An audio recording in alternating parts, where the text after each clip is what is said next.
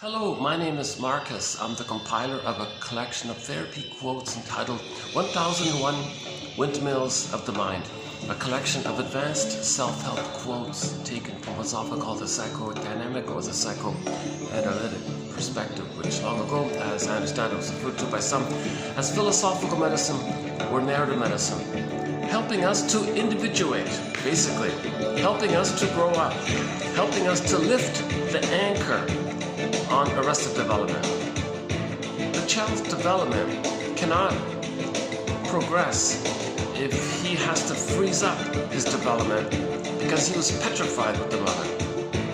Why would a baby be terrified of his mother and be afraid to be himself, to relate, to love, and just be in a swoon, in a trance, and go through the motions of life, and then engage in what's called neurotic acting out, symbolic acting out, as a kind of an echo of that trauma. It's like an echo of the trauma. And you're living your life with this echo of the trauma. So you're still in the past, stuck in the past. Okay. So, also nice to play some Devram Kaya in the background. The music, the voice you're hearing in the background is Miss Devram Kaya from Turkey. She has some great tunes. Now she's the guest vocalist for Mr. Karunesh here, a German New Age musician who lives in Hawaii and creates his techno songs, but invites lots of singers from around the world. This is one of my favorite here, a song called Arabian Nights, really good song. Devram Kaya. Devram Kaya's main song is Humu Kusu. One of the greatest songs, one of the tops, I think that's in the top 5 of one of the greatest songs, Humu Kusu, a little known song. It's up there with, I think it's kind of up there with Ziana Zane's and Gana Panamu. That's really, that's how good I think it is. It's a grief song. It's a wailing grief kind of song. Bring the tissues. Think about a loss that you don't want to admit, and she'll help you to get in touch with that howling, that mourning, that yearning, that grieving kind of sound. This song has 2 guest speakers here. Okay. So this is now our 3rd song by Karunesh that we're featuring so far. We played Earth Spirit before, Orient Express before, and now Arabian Nights in this one here. And those 3 songs all come from his one album called Global Village, a great album I think. And there's a 4th song I might play later on called okay, enough about the music side of our collection here. But we do have an amazing soundtrack, not just world music and ambient music and instrumentals. We have a lot of classic rock and folk, disco, country songs from around the world, of course. Psychedelic rocks. We played Jane recently from the Jefferson Starship, song called, the famous hit called Jane. Sanders we played recently from Switzerland. There's 2 bands, one called Lunik, and we played Constant Tourist, and Shell. We played several of that band's songs, and songs from Germany and France. Yesterday we played Zaz, a singer from France, et Boule Parani, and so on. Now many of the songs on the soundtrack do have a psychological message, so they're linked to a topic, but almost half of the songs are either just like global music or just for fun kind of thing. Now I have no idea what the lyrics are, so this belongs in the global music category. Okay, so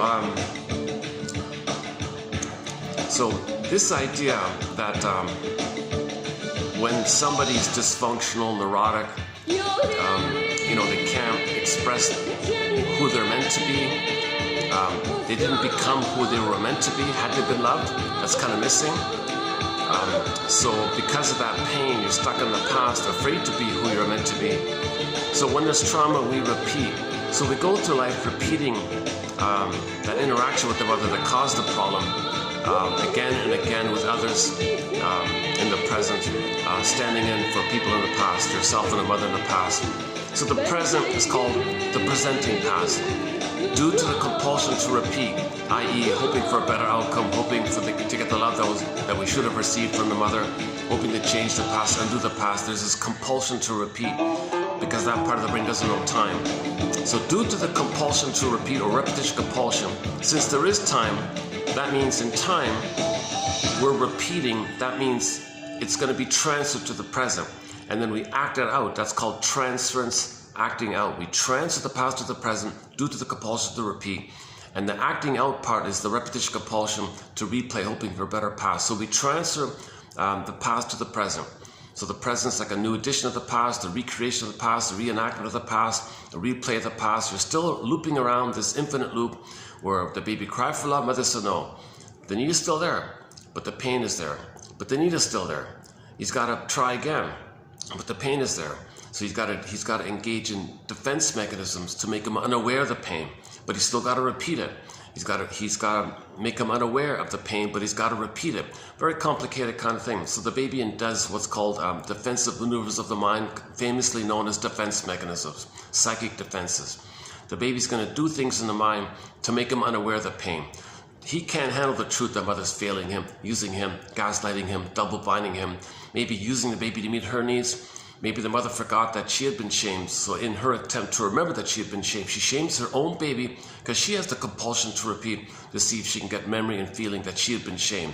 So she casts her own baby into the role of her back then and replays what happened to her. But this time the mother plays the shaming mother, uses the baby as her and shames herself. So she represses herself, she projects herself onto the baby, so she shames the baby, she represses the memory that she was shamed by her mother because she made the Faustian deal.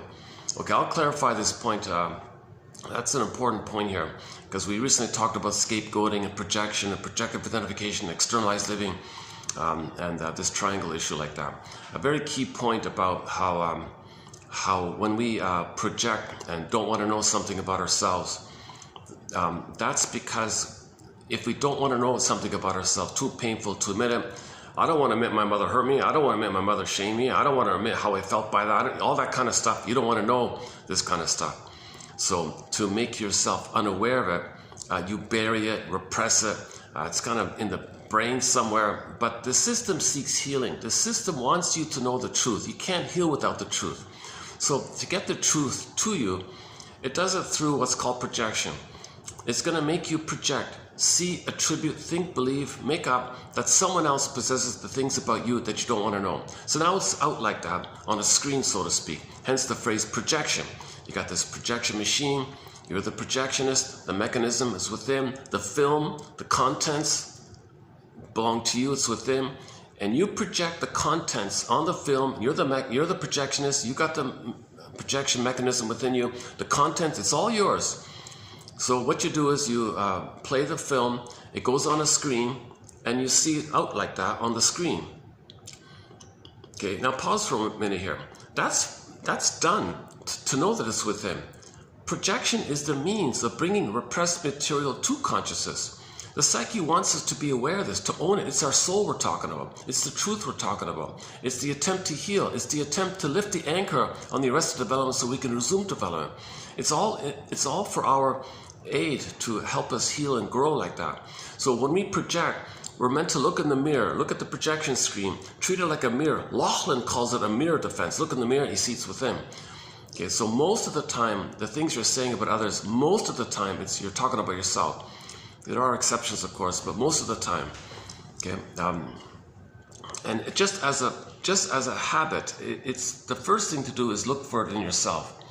Okay, so enter the famous line from Confucius from almost 3,000 years ago. Okay, the wise philosopher back then. He said to his students, "Dear students, when I'm in a party of 3, I always have 2 teachers. To the one I admire, I try to study from him, learn from him. To the other in whom I see traits that I don't like, I search for those traits in myself." That's the first thing you do. Whenever you're saying things about others, okay, pause. First, look for those traits in yourself. Like really be honest about it. Like really search for that. You know, so that's hard work to do. That's called owning your projections, withdrawing your projections. Some people like to call it shadow work because when it's repressed, you don't see it. Hence, it's dark. Hence, it's kind of like in the shadow. You don't see it. So shadow work means, well, if it's in the unknown, it's repressed, it's shadow, but then you project it. Well, shadow work is, well, it's going to be projected. Well, the work is own your projections, hence the phrase shadow work. Not a perfect phrase, but it's a little bit popular. But when you hear that phrase shadow work, they mean it like that. And we posted some ancient proverbs recently from the Nubian people from ancient Egypt time, that area around Egypt, the ethnic people in that time, the original 10,000 years ago. Maybe we're all Nubians, who knows, I don't know. Anyways, there's a book of Proverbs, Nubian Proverbs, and some scholar managed to save some of them. And we posted some of them recently. One of them is, well, the basic one is that the camel doesn't see his own hump, right? It's behind him, he doesn't see it. But he can see the hump on the camel in front of him. So he can see other people's stuff, but he can't see his own stuff. His hump. Okay, another one, similar to that is the Aesop. Now, I don't know if the Aesop is sort of a variation of this, or the Aesop tales came from this Nubian proverb. I don't know, but the Aesop one is, we carry two bags over our shoulder. Okay, the bag behind us possesses our traits which we don't like, and then the bag in front possesses the traits that we see others that we don't like in there, and that's why we see other people's faults but not our own. Now another, back to the Nubian proverb, the one we added, there's kind of a surprise to me, a little graphic, a little colorful, like a little informal, I guess, maybe too informal, I'm not sure, but it is memorable. I've never heard this one before. It goes like this, if I remember correctly, something to the effect that if the monkey could see his, okay, A-N-U, okay, fill in the blank, four-letter word. If the monkey could see that, he wouldn't criticize others.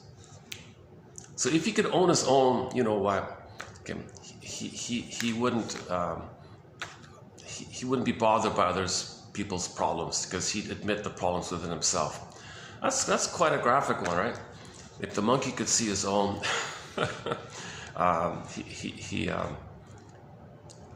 he wouldn't be criticizing others or that kind of thing. So you want to own the things you don't, the dirty, you know, the unpleasantness about yourselves. That's what they kind of meant. But the point, interesting thing about it, that's almost 10,000 years ago, even before Confucius, right? So this idea of projection has been known a long time.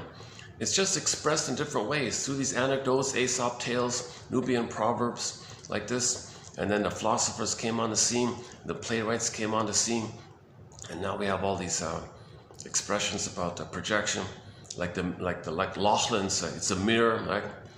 So you put it out into a mirror in front of you, but wait a minute, so you don't know what's within. Oh, it's in the mirror. It's not within me, it's in the mirror. Well, at the same time, look in the mirror. It's from within. The mirror defense. That's a clever idea. I've never heard people use that one. That's from H.P. Laughlin, from a book of his called Mental Mechanisms. Mental Mechanisms. So he wrote a book in the 60s about defense mechanisms called mental mechanisms, psychic mechanisms, operations of the mind, maneuvers of the mind, mechanisms of the mind, mental mechanisms. It's an okay book, yeah. So we plucked out already the top quotes from that book in our collection, as what we do with all the books we come across. So if I find a book, I'm going to select, in my opinion, the clearest, most helpful quotes, and I'll pluck out however many there are, with the hope being that 1 out of 10, anybody might find helpful for themselves. Those are the kind of odds I'm aiming for. Kind of like how a musician, you know, puts out a CD and maybe one song is a hit. Or in The Twilight Zone by Rod Serling, if he produces 10 episodes, maybe one is a hit. That seems to be the pattern here. So likewise here, when you see 10 quotes in a video, hopefully one quote is a hit. It'll click. And today there's about 10 as well, yeah. Okay, so projection. Let's just stick on projection for a minute. Oh, here, hang on. Projection, the process of ascribing one's own attributes, feelings, values onto others as an unconscious defense against a sense of inadequacy or guilt. So you're embarrassed, too shameful, it's hard to know it. So you bury it. No, it's no, I don't know what you're talking about. No. What, me guilty? I did something wrong, I'm defective, I'm shame. So the baby feels shame, okay? Because if the mother doesn't relate to the baby as a person, as a human being, babies are human beings. But if the mother forgets it, if she takes it for granted and she's busy or occupied, or she's trapped in her mirror like the wicked queen in Snow White and she can't mirror the child. Remember Snow White? The kid came on the scene and the child needs to be mirrored by the mother. But there is no mirror for Snow White because the mother is trapped in her mirror of the issue of the problem that took place between her and her mother, where she's stuck with narcissism and she wants to make everything about her. Mirror, mirror on the wall, who's the greatest, who's the fairest of them all, that kind of thing. So she's not available to mirror the daughter like that. So that's an old cunning tale. The mother wasn't mirrored herself to be able to individuate and have a sense of beingness which is needed to love the child. So the mother doesn't have to, so the queen, the wicked queen in Snow White, okay, meaning the narcissistic mother, the mother who's impaired, the mother who's in pain, the mother who's suffering, the mother who's dysfunctional, the mother who's neurotic and all that. Meaning she's suffering because she didn't individuate. She didn't get enough love herself. She wasn't seen or mirrored or herself to be able to differentiate from the mother. She's still trapped in the mirror where the two are one.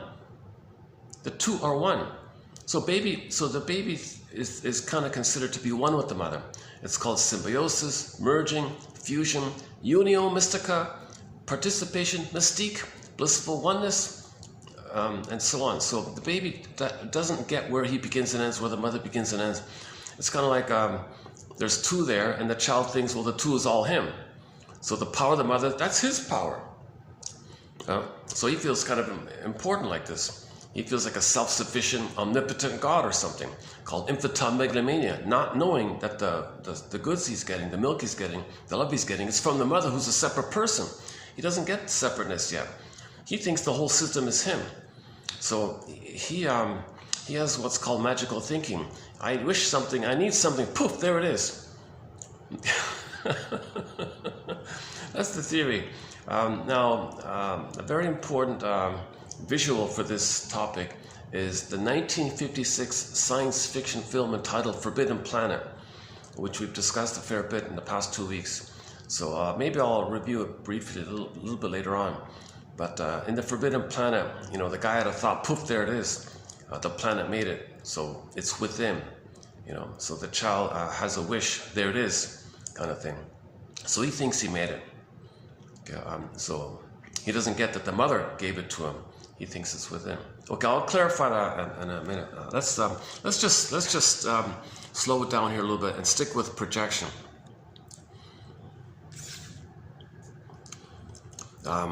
So we've got a lot of good. That's a major chapter in our encyclopedia. There's a chapter on projection. So you know, maybe I could be a little more organized and have all the quotes on projection on the table. There's an idea, right? What if I can get all the quotes we have on projection, all the pages on projection on this table, and just do like a blitz of quotes on projection. Just read all the quotes on projection. Put a drum beat to it or something. Just drill it in, I don't know. Or say it softly or something. I don't know. Try different ways to get it across. It's known. People know the term. You know, stop projecting. You're projecting. You know, even in sitcoms, you'll hear it in sitcoms and just regular shows and regular conversation kind of thing. But it's not really fully emotionally known. It's just kind of like an intellectual, curious idea or something. What do you mean project? I don't really get it. Well, when you feel it, then you get it. When you feel that you own the thing that you're saying about others, oh, then you understand projection. Oh, that's why I projected. I didn't want to feel it. But if you can feel it, okay, then you don't project anymore. The reason you're projecting is to get you in touch with what's within that you're denying. So if you can accept the feeling around it, okay, via the exercise of owning your projection, then you'll stop projecting. So this is sort of the psyche's attempt to make us self-aware, to know ourselves, to be reunited with ourselves, to accept our traits, to own our traits, to assimilate our traits, rather than just deny it, repress it, and then project it. And if it's projected, it's repressed. You see, when you repress, you project. And when you think it's out like that, you're repressing. You think it's out, you repress. You repress, it's out. Out. So there's a link between repression and projection. That's a sort of one-on-one point here. Again, today's one, the process of ascribing one's own, whatever, your attitudes, your feelings, even your coping strategies that you're not aware of. You might say others are doing, oh, you're projecting. See, you don't know you're projecting, but you might think they're projecting. You're not aware that you're projecting. Anything, attitudes, use of defense mechanisms, emotions, needs, wishes, feelings, what you did even, you did it. You think, as an unconscious move, that's a defense. It's defense because you're protecting yourself. There's too much anxiety. There's too much fear that comes up. So defense mechanism means things we do because we feel quote unquote attacked by our feelings. So we're in defensive mode. We gotta go on the defensive from our own emotions. It feels like it's too much, it's attacking. So we got a defense kind of thing. That's why they're called defense mechanisms. When the mother's hurting the baby, the child's got to do a defense mechanism. So he protects himself. He freezes his soul. But the pin goes on the collar, he goes numb. So going numb in the emotional body, that's a defense mechanism to protect his soul from the abusive mother or the misattuned mother or the mother who's not meeting the baby's needs, and he feels scared, then he protects himself.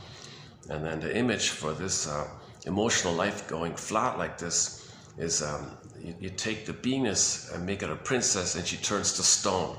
So Echo becomes a statue, like that. Faithful John becomes a statue, or frozen or wooden, like a velveteen rabbit, or morphs into a bird and flies away, like the Maiden King story, or locked in a cage, like Iron John and the Golden Ball.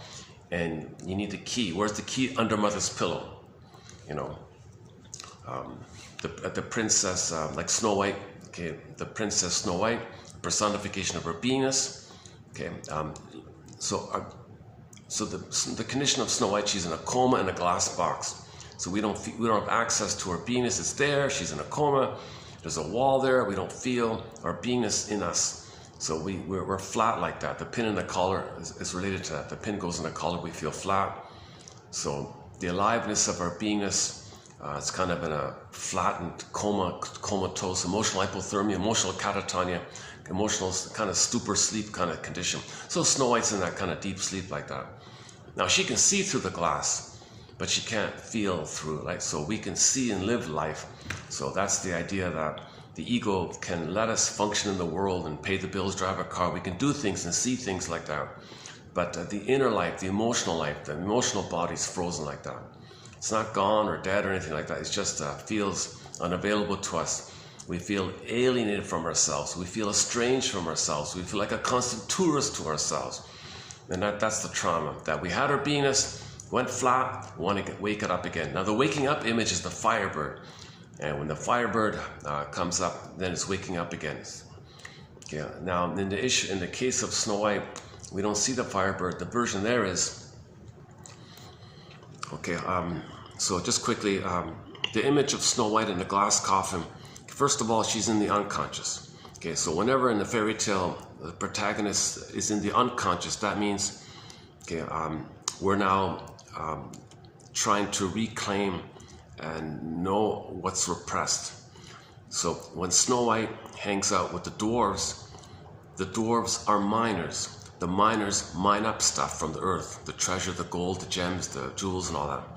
So when we face our unconscious, within us, we're connecting with our disowned, lost jewels, and we're trying to bring it up. So it's within us. So the miners are personifications or pictures or symbols of that energy within us that's trying to bring us, to bring back up to us our golden treasure that we repressed. It's trying to bring it up, the mining idea. Right? So Snow White's hanging out with the miners. So she's getting to know herself, her instinctual life. I don't know about the 7 chakra thing, like why are there 7 of them? Someone said, well, she took care of the 7 of them. Well, that's taking care of your 7 chakras. Big question mark, I don't know about that. Let's just stick with the general idea, the more basic idea that the miners are mining up stuff. So we're mining up lost traits about ourselves, knowledge about ourselves.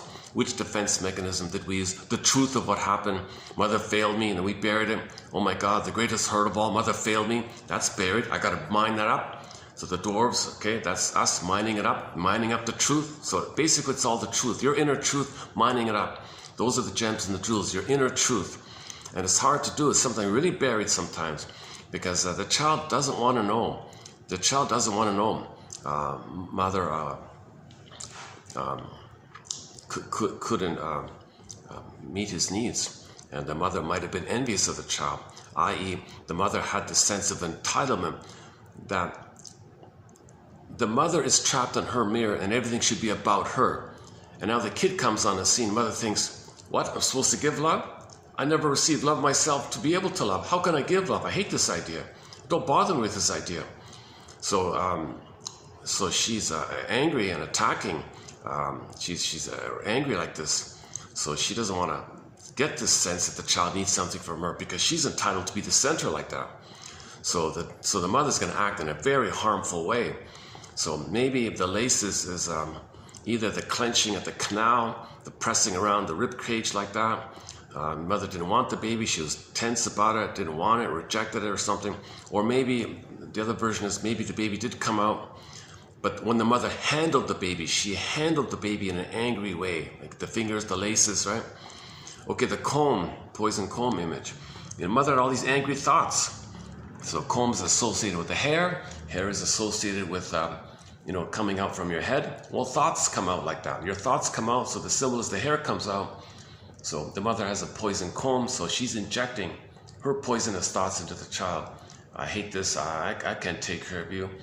Don't ask me something, it's all about me, it can't be about you. I'm the fairest, not you, me. Okay, so the mother is a narcissistic mother, a bully mother, a Iago mother, lower functioning BPD mother. Okay, she's really filled with a lot of her own rebounding aggression like that.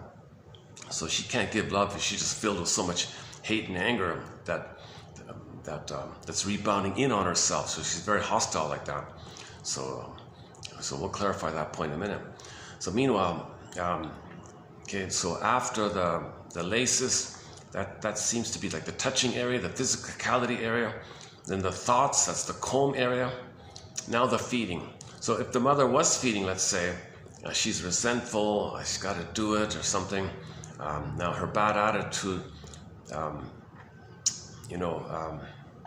if she's stressed and filled with hate, there may be cortisol that goes into the milk. Now the child is getting toxic milk, hence being poisoned. So the poison apple, apple food, milk, so apples have a whiteness and right.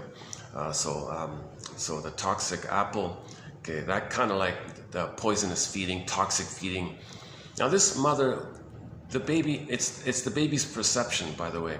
Plus, maybe it literally is true. Maybe the cortisol does go into the breast milk, or someone else feeds, and that person doesn't want to do it. There's something wrong with the feeding, or if the mother is holding the baby in the wrong position, doesn't want to make the baby comfortable. It makes the baby uncomfortable. So then the baby's angry, taking in the milk, and his own anger mixes up with the milk and his toxic feeding. So this problem with the feeding area, because the mother's so resentful like this, she can't be attuned, she can't be in sync. She doesn't want a rhythm of safety. She doesn't want the child to have needs from her. So she's always in attack mode. She's attacking the baby, rejecting the baby, okay, rough handling the baby with the laces image. The bad thoughts, the harmful thoughts, that's the comb image, and the whole area of feeding. That's a toxic like that. Oops, hold on a second. Let's let these people pass here. Hold on a second.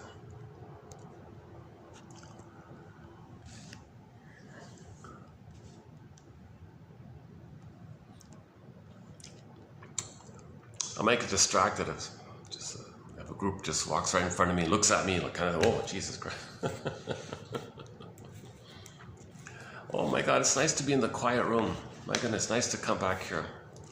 I've done the past several videos in the park, and they were fun as well, yeah.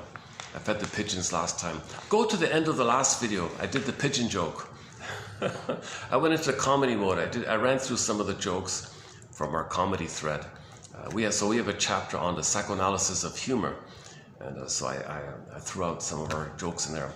The Masterson's joke, the pigeon one, and a few others. Although there's one about the unhoused man. I'm tempted to run through them. They're kind of fun jokes. So go to the end of the last video at the park in the last, I don't know, within the last hour, hour 3. Roughly a 3-hour video, you know.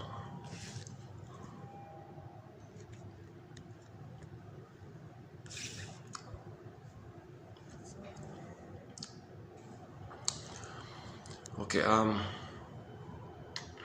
so this child, of course, is not getting his needs met, right?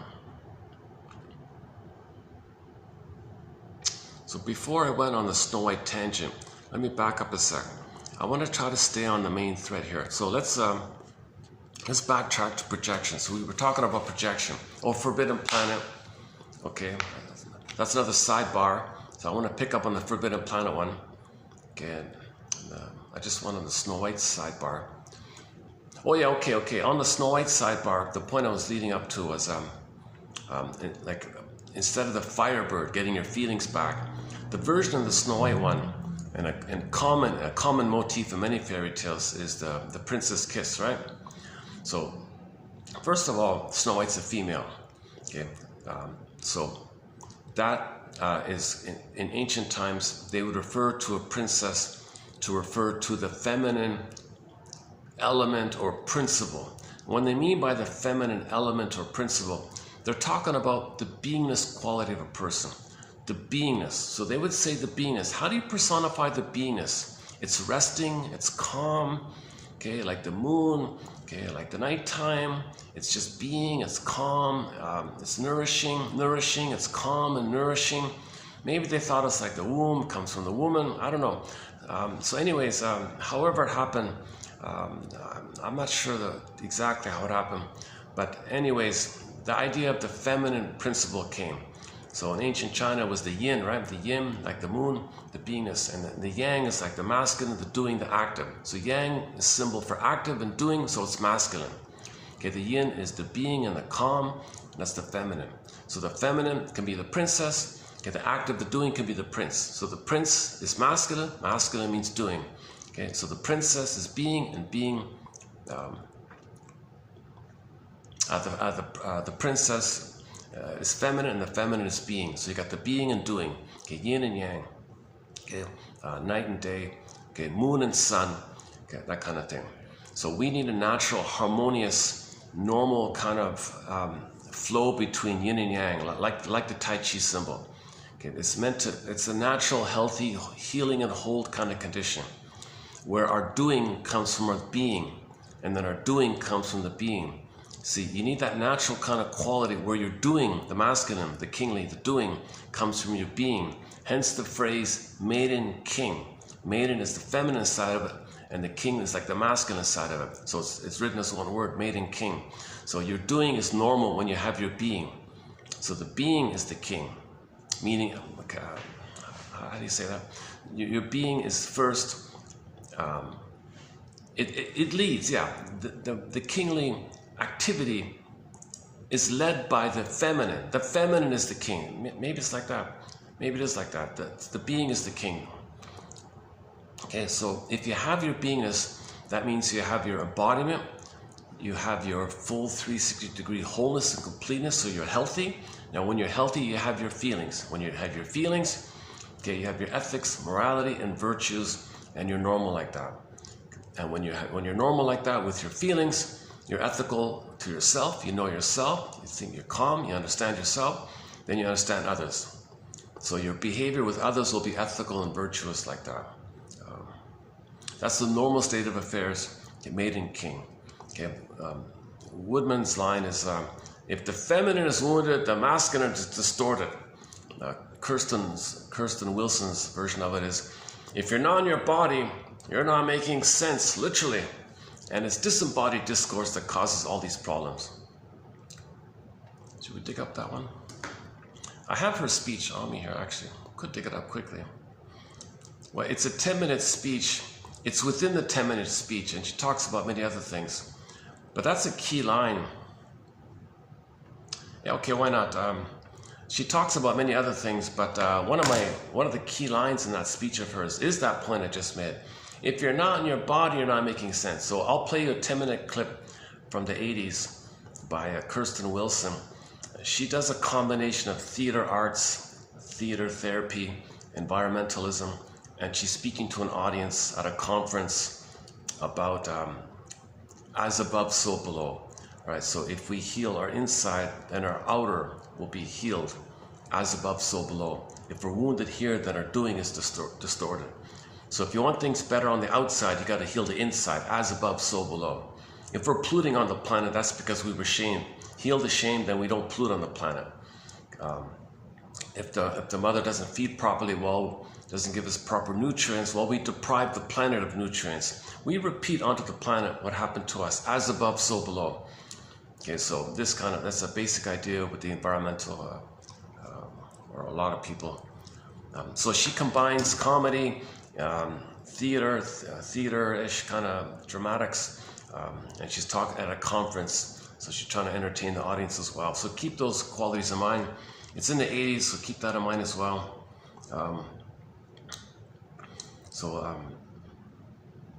Kirsten Wilson, yeah.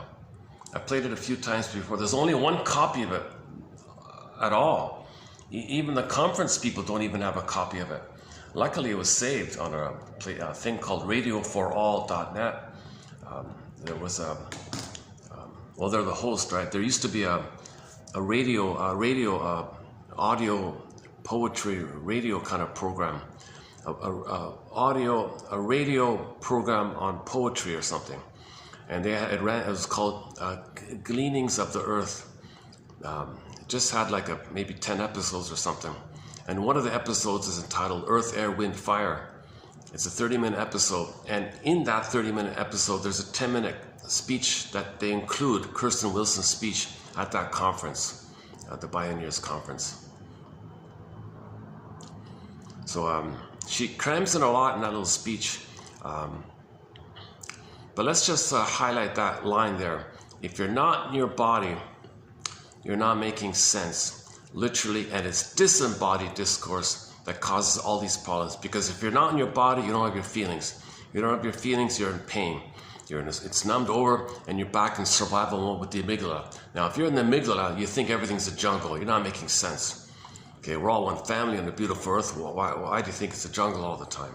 We're billions of years beyond that kind of, billions of years beyond that kind of. We evolved 200,000 years ago. 200,000 years ago, we grew the cortex. So, and we're evolved. And we were a village, they said, for 194,000 of those years. But roughly 6,000 years ago, according to Star Trek, one of the episodes of Star Trek called Requiem for Methuselah, which we talk about a fair bit, is that 6,000 years ago, we became a traumatized version of ourselves, roughly 6,000 years ago. That's the mess, when we became a traumatized version of ourselves due to the mismanagement of our discoveries. And then from that point, there's a 7.5 hour road from that point. Let's just play Kirsten Wilson's speech about that line. Another funny one she says is, so let's talk about salvation, people. Let's talk about salvation. No, I don't mean a peach smoothie. I don't.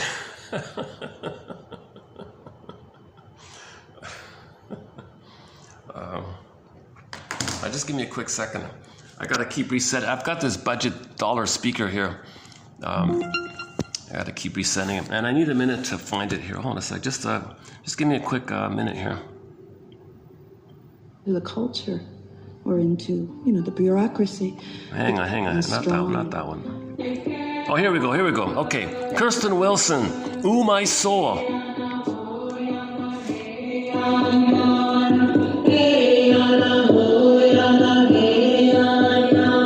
Her sacred ground we walk upon. With every step we take, her sacred ground we walk upon. With every step we take. Hey, Anna, boy, Anna, hey, Anna. Hey, Anna, boy, Anna, hey, Anna. The earth is our mother. She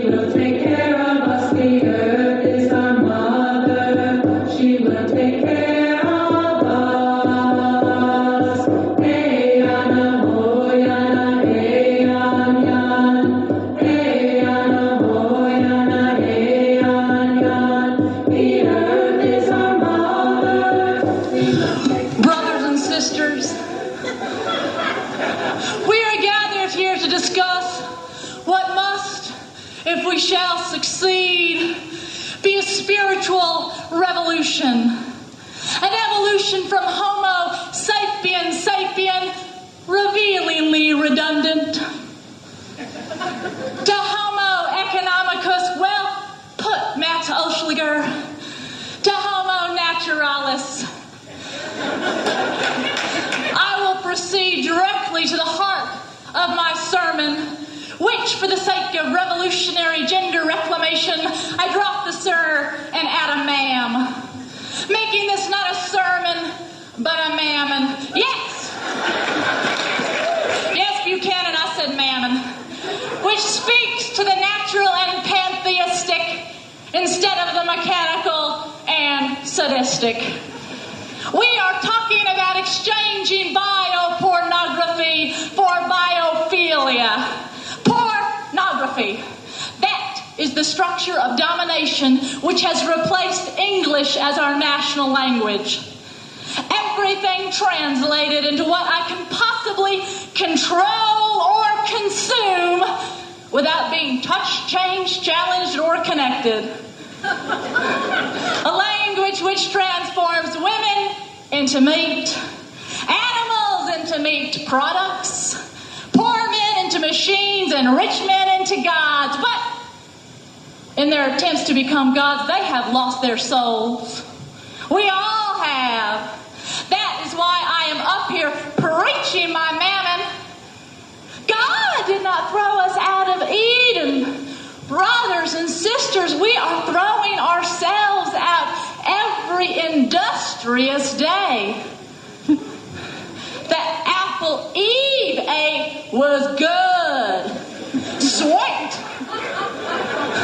But what about the apples now with their red, shiny, pesticidal coverings, Satan in the shape of Monsanto? But it's okay. I can afford organic. I am single, white, educated. I don't have children to feed. There will be poor with us always. Let them eat the pesticide-riddled fruit. Ha! Joke, riddle, on us. Genocide continues. Organic for the rich, toxic, tap water for the poor. We have a lot of work to do if this re-evolution is really going to happen and save us.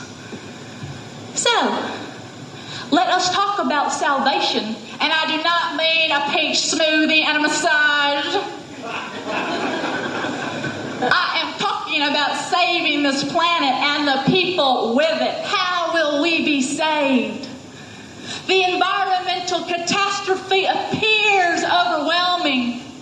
We are afraid we cannot think our way out of this mess. Of course not.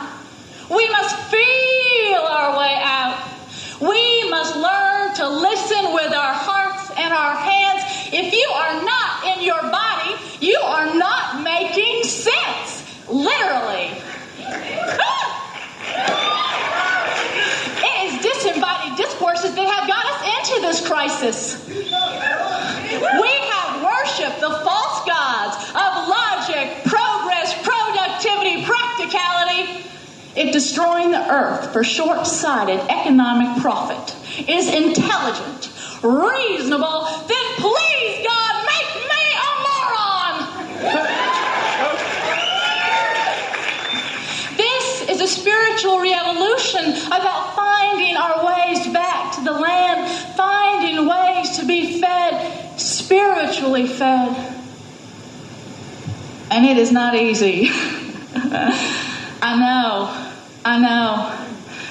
I myself have strategized on ways to make my plans fit their pathology. I have walked through the shadow of political expedience. Once I had a campaign I thought I'd do this whole campaign about changing the environmental reference to this earth, from Mother Earth to Father Planet. Yeah. You see, I read all those, those bumper stickers that were out, those with the green earth globes that said, "Love your mother." And I despaired. I knew there was no hope. And I'm not even referring to the irony of having pro-planet language on the back of a car. Hallelujah. I am referring to the slogan, "Love your mother." It won't work. What? America hates its mothers. I thought of Mother's Day and the men who give the mother of their children sentimental harlequin cards, then beat, rape, and silence them the other 364 days. No, I thought. No wonder we have an environmental crisis if we treat the earth the way we treat our mothers. Woo, we think mothers are made to be exploited. They are supposed to give and ask nothing in return. They are supposed to have infinite resources. All good mothers are willing to be drained, damned, and depleted for their children. Mothers live for their babies' feeding schedule, and there is always a little milk left for Exxon, Texaco, International Paper, and the U.S. military. I mean, I thought, but if nature was perceived as male, then maybe everything would be different. Think about it. I mean, it might not be nice to fool Mother Nature, but if you mess with Father Planet, he'll beat the shit out of you. Hail, hurricane, and all.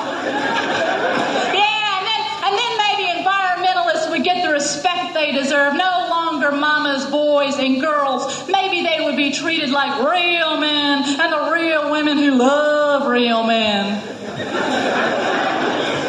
A name changed to Father Planet is not enough. Fathers and mothers, we both need to be saved if this planet is going to survive.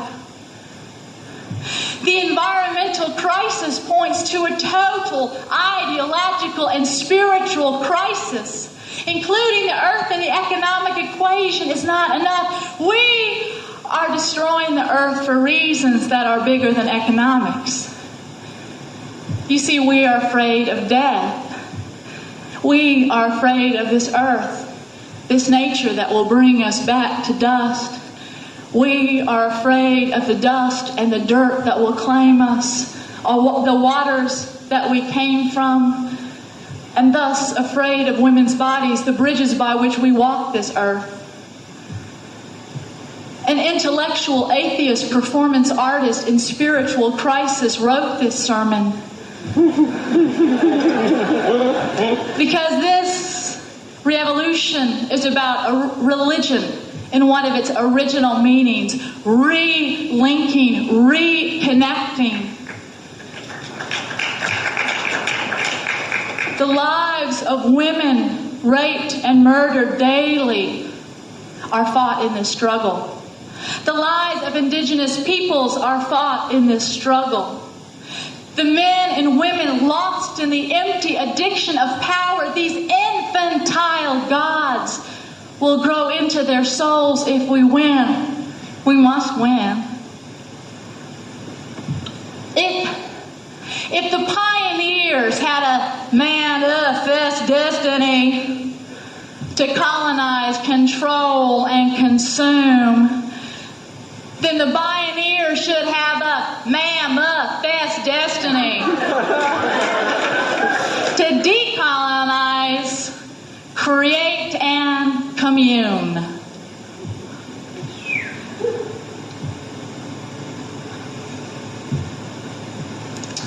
But this must be a spiritual re-evolution, not just the environment, separate and distinct from its home and all and everything.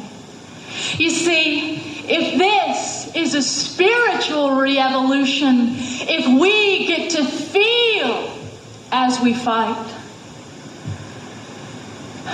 if we just get to feel as we fight, then we have already won. Amen. A women, a planet, our soul. The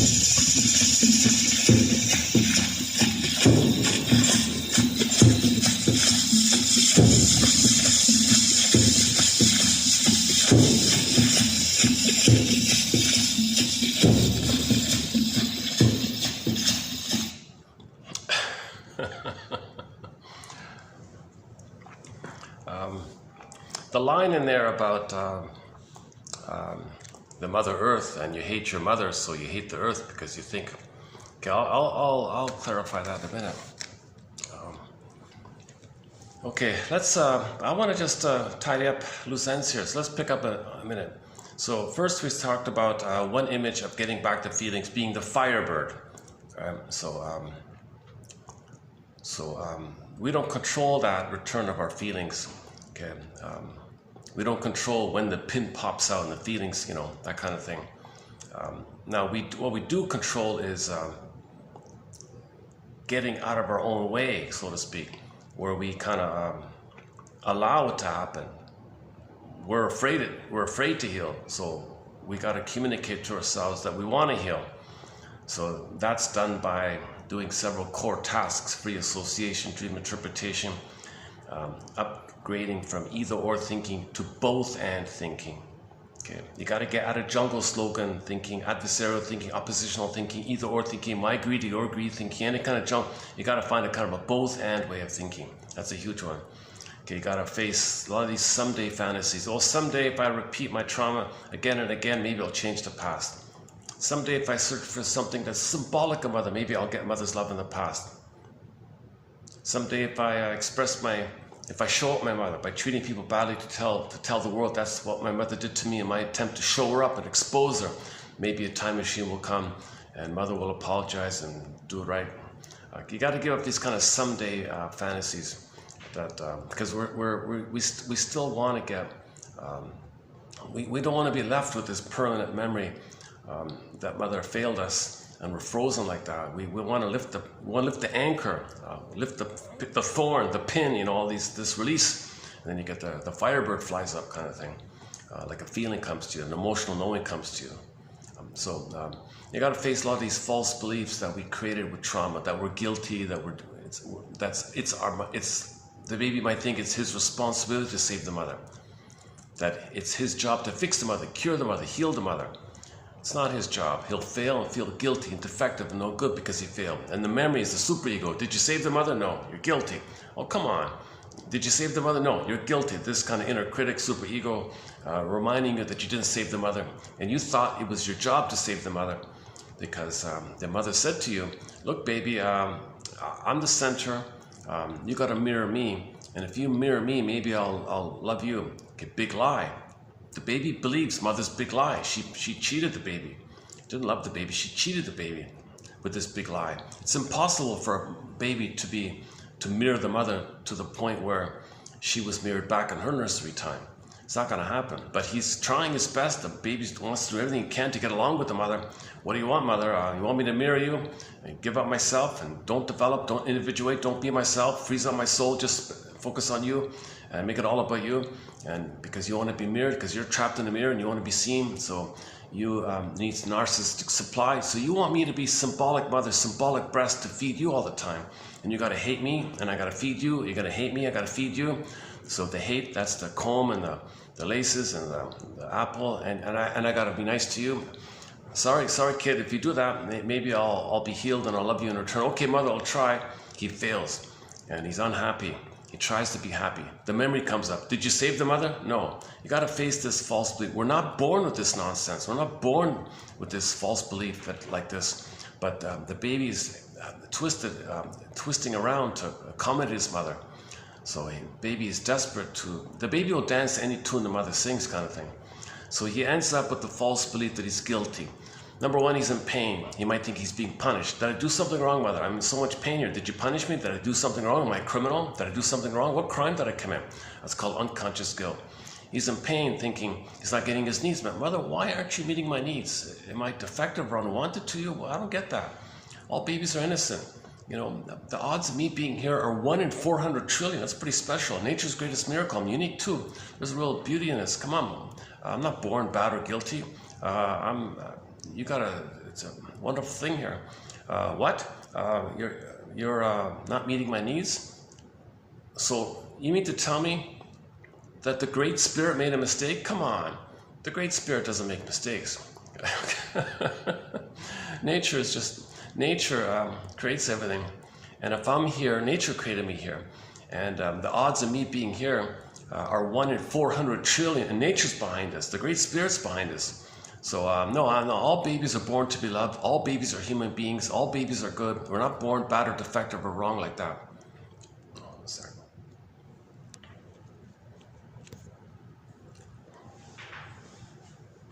Okay, so there's more points about this. Actually, let's play like, I've never played it before. Let's just, let me play like 10 seconds of a clip by the self-help speaker, the popular. I play it because he's so well known and popular. I'm not really a fan or anything, but there is one little clip of his. It's only like a few seconds long. Let's see if I can dig it up here. By a guy named Augmandino. The scroll marked number 4. You are nature's greatest miracle. This one here.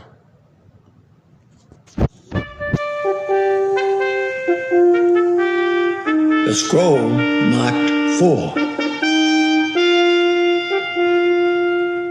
I am nature's greatest miracle. Since the beginning of time, never has there been another with my mind, my heart, my eyes, my ears, my hands, my hair, my mouth. None that came before, none that live today, and none that come tomorrow can walk and talk and move and think exactly like me. All men are my brothers, yet I am different from each. I am a unique creature. I am nature's greatest miracle. Although I am of the animal kingdom, animal rewards alone will not satisfy me. Within me... Now let's just keep that first part. So, Virginia Satir has a similar idea with her poem called I Am Me, like this. So,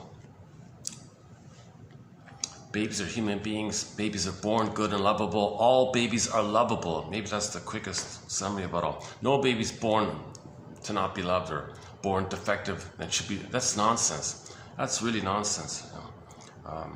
So that's a helpful little one there.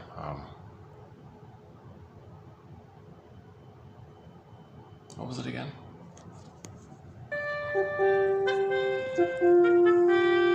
The scroll marked 4. I am nature's greatest miracle. Since the beginning of time, never has there been another with my mind, my heart, my eyes, my ears, my hands, my hair, my mouth. None that came before, none that live today, and none that come tomorrow can walk and talk and move and think exactly like me. All men are my brothers, yet I am different from each. I am a unique creature. I am nature's greatest miracle. So everybody has the same structure. The body's the same. Everybody has the same structure, like the body-wise, same organs and stuff like that. Yet everyone is still unique. The Great Spirit likes it that way. Even every leaf on a branch is unique. Every speck of sand on the beach is unique. Every table is unique. Every chair is unique. So the Great Spirit makes it like that. That's an interesting theory. Is it all consciousness? So it's all like little. That's why it's like that.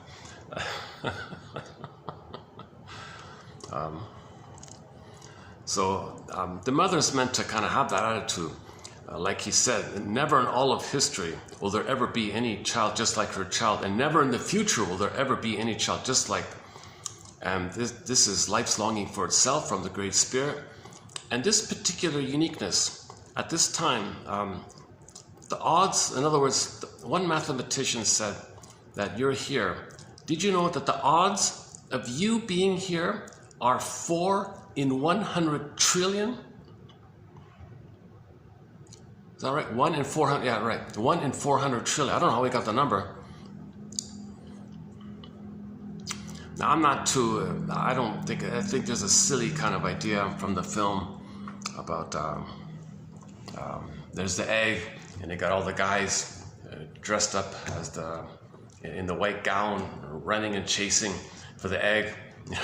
That part I don't find too convincing, but well, you're a winner, see, you got the egg, you're a winner, so you're all born winners. That's a frivolous idea, but the deeper idea, the deeper idea that there's something mysterious. Okay, enter the poem On Children by the famous poet Gibran,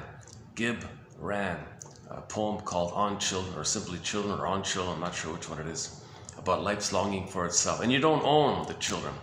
Like no one really owns the child. It's through, children go through you and you meet their needs and all that, but then they go off on their own kind of thing. That's life's longing for itself one. You can house their bodies but not their souls. That poem there. Actually, it's funny, in the Nubian Proverbs coming up, there is one to that effect, that your children are just like honored guests. Treat them nicely and they'll be going on.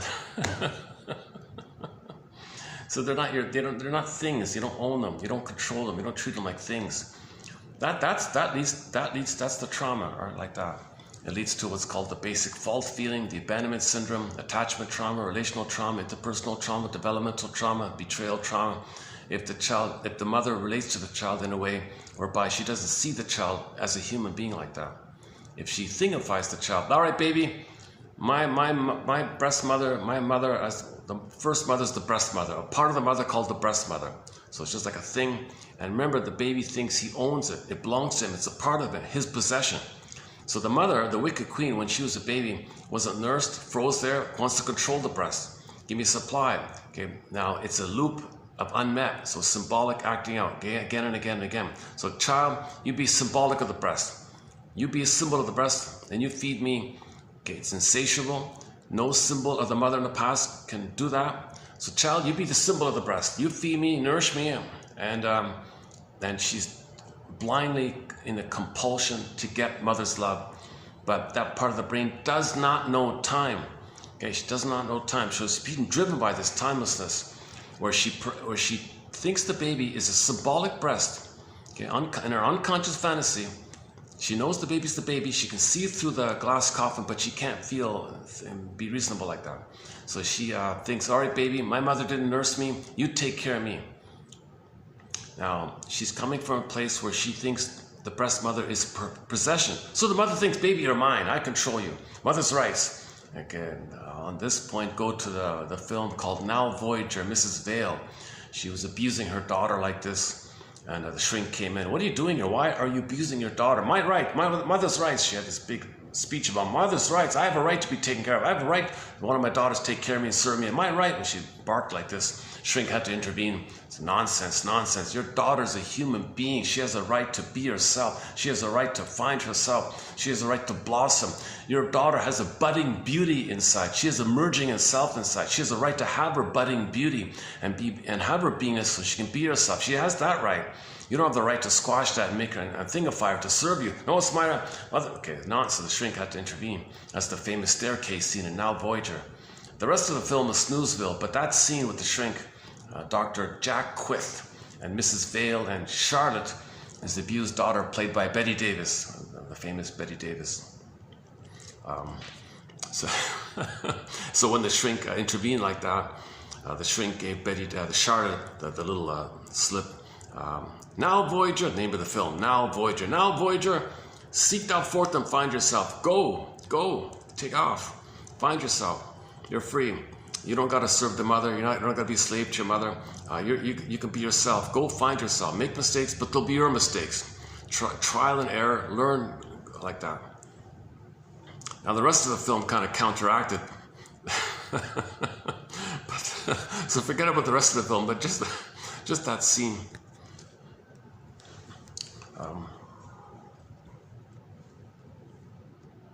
Where was I?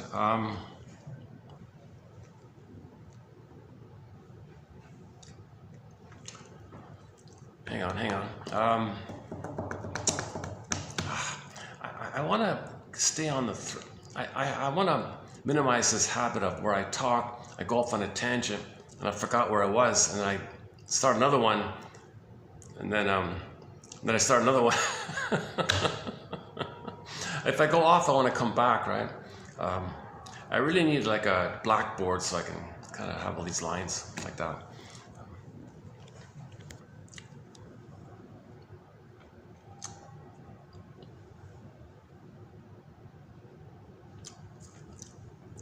Okay, I'm tempted to comment on what I just saw. Okay, let's back up a sec. Gibran's poem, Virginia Satir poems, Augmentino's little poem there. So babies are born to be loved, right?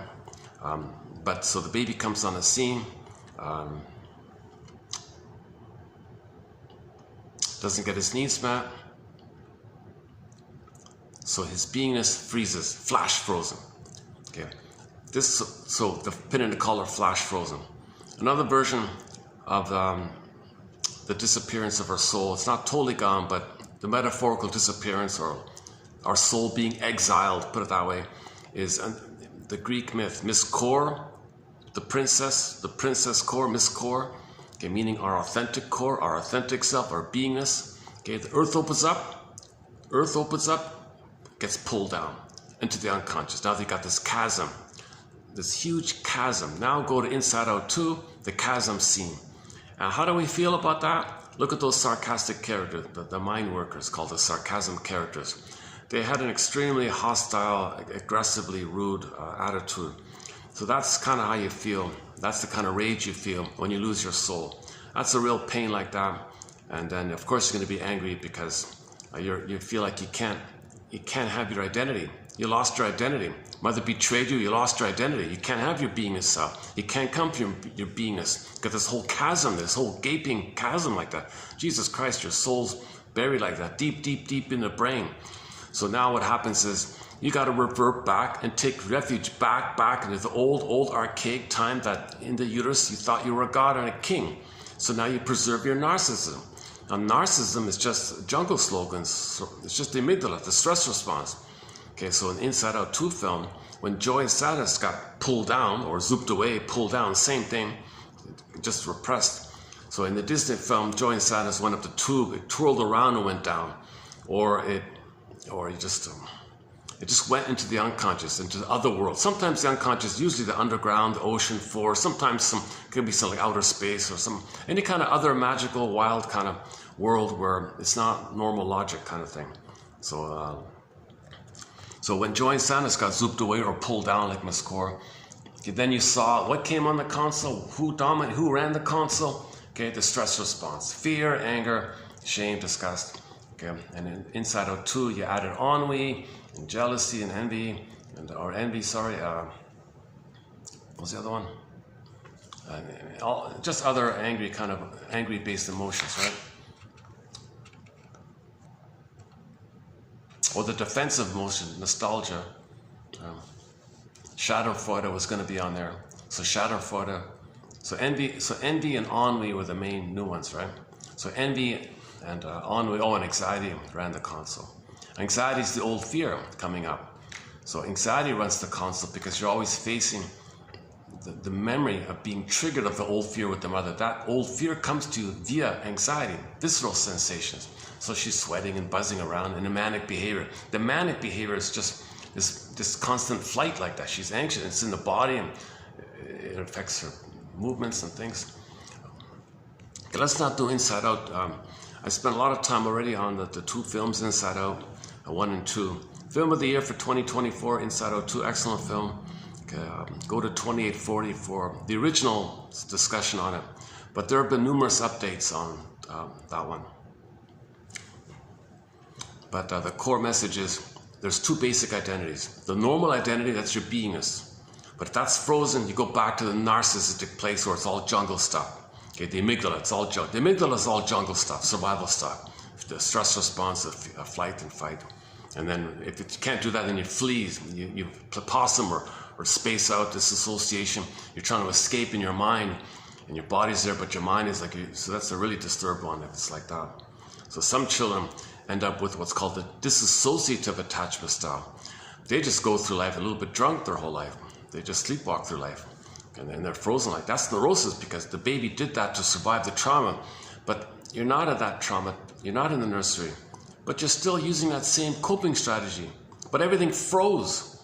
So you're in this frozen state your whole life. You see, that's neurotic because the present isn't the past, but you're stuck with that frozenness.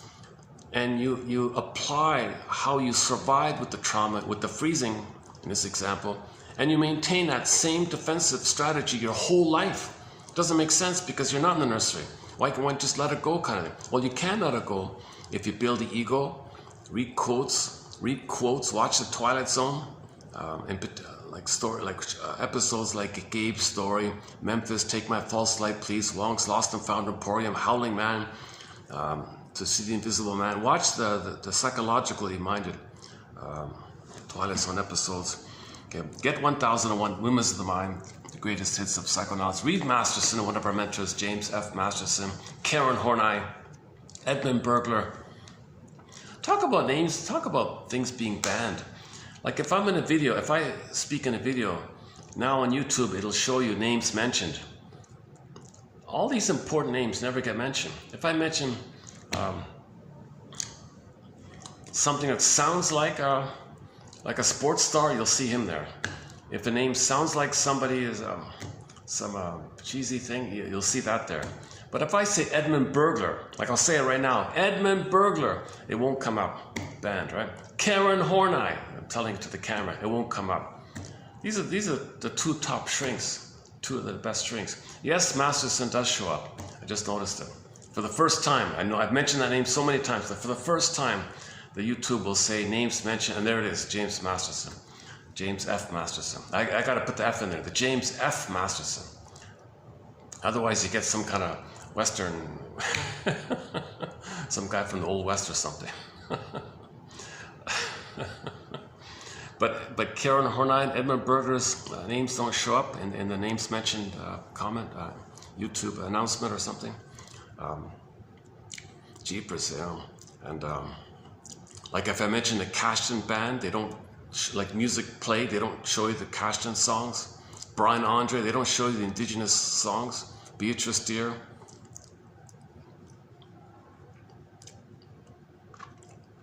Gentle Warrior by Carolyn Johnson by the Mi'kmaq people. Very good song we play sometimes called Gentle Warrior, a Mi'kmaq indigenous group called the Mi'kmaq people. That's a great song. Doesn't show up. Oh my God, like Willie Mitchell, Jeepers, Call of the Moose, Birch Bark Letter, and so on. That doesn't show up. So there's a real banning. There's too much banning going on. The good stuff's all banned, Anything soulful, it's banned. Anything about the feminine element, anything about feelings, it's banned. They want everything to be pills, right? So what I mean is the DSM. We had a quote recently about the DSM. I'm not a shrink, so I'm just. But I found an interesting quote that was pretty clear. So I'm the compiler of the quotes. I'm posting the quotes, but I'm not a shrinker professor. But there was one quote that I thought was clear enough. It was about the transition that up until the DSM-3, their Bible or whatever, the Shrink's Bible or whatever it is. I don't refer to it because I'm not a medical doctor, right? But up until the 3, it was neurosis, dysfunction, psychogenic, psychological, inner conflict. And these inner conflicts, trauma, can't warm, emotional, defense mechanisms, psychodynamic, psychoanalytic, this whole area was there up until 3. So your symptoms are mainly psychosomatic. Beginning with the 4, they took all that out. Don't mention it. You're blaming the mother. You're stigmatizing the mother. That's not fair. Stop it. Don't blame the mother. If you got a problem with the body, it's not psychological. It's not psychological. No, it's a body problem. It's just in the body. That's it. Just say it like that. It's just in the body. Then we can measure the body stuff, and we can pill it away, operate it away. Okay. So now they call it somatoform. Somatoform. Not psychogenic. It was always psychogenic, psychologically caused, genetically, genetic cause, but psychological cause, not real genetics, just psychologically caused. Okay, so the physical issues were psychologically caused. Now they say the physical issues or the bodily caused. What the hell? Those are the symptoms of the psychology, mind-body link. They took away the mind-body link. So they made the excuse, their excuse was, well, how do you measure that stuff? If you're going to test for things, how are you gonna test that stuff? How do you scientifically measure the effects of mother's emotional abuse on you? How do you identify that? How do you measure that? How do you scale that or something? It's invisible stuff here. Well, it's not reliable, so scrap it. Oh my God. So that's a real setback for the healing journey, this transition from the DSM-4, saying, you got a problem, just take a pill and forget about what caused it. But all you're really doing is playing whack-a-mole, okay, with your symptoms, because the emotions and the cry and the scream and your anger at your mother that went through the symptom, the pain of the symptom is your rage at the mother. Okay, the pain, so the baby's enraged at the mother blocks it. The energy, the anger, it's got to go somewhere, like a river, right? The water in the river, it's got to go somewhere. So you're angry, mother, I'm angry. You didn't meet my needs. You failed me. You're not meeting my needs. You're scaring me. I'm afraid now. I'm enraged now. I wish I could control you. I want to devour. I'm so enraged. Mother said, I don't care. Don't expect something from me. I'm trapped in my mirror. I can't meet your needs. Your anger bothers me. No, I'm angry. Come on. Gaslighting. No, you're not. Yes, I am. No, I'm gaslights the baby, blocks the baby, or rejects it, punishes the baby. Eventually, at some point, the baby's anger, he has no hope that his anger or communication or signal that'll reach the mother. So where's the anger go? It rebounds back in. It rebounds back in, just like the water hitting a bank, and it's going to rebound back. It's rushing. Now he's got this rebounding aggression. His own aggression towards the mother is now being attacked inwardly. His anger at his mother is now being directed inwardly. So now it's rebounding in. It's continuous, like the rushing, like a whirlpool, like rushing, circular, rebounding in, anger to the mother, blocked in, anger to the mother, blocked in. It's just going on all the time. Now the anger's going in like this.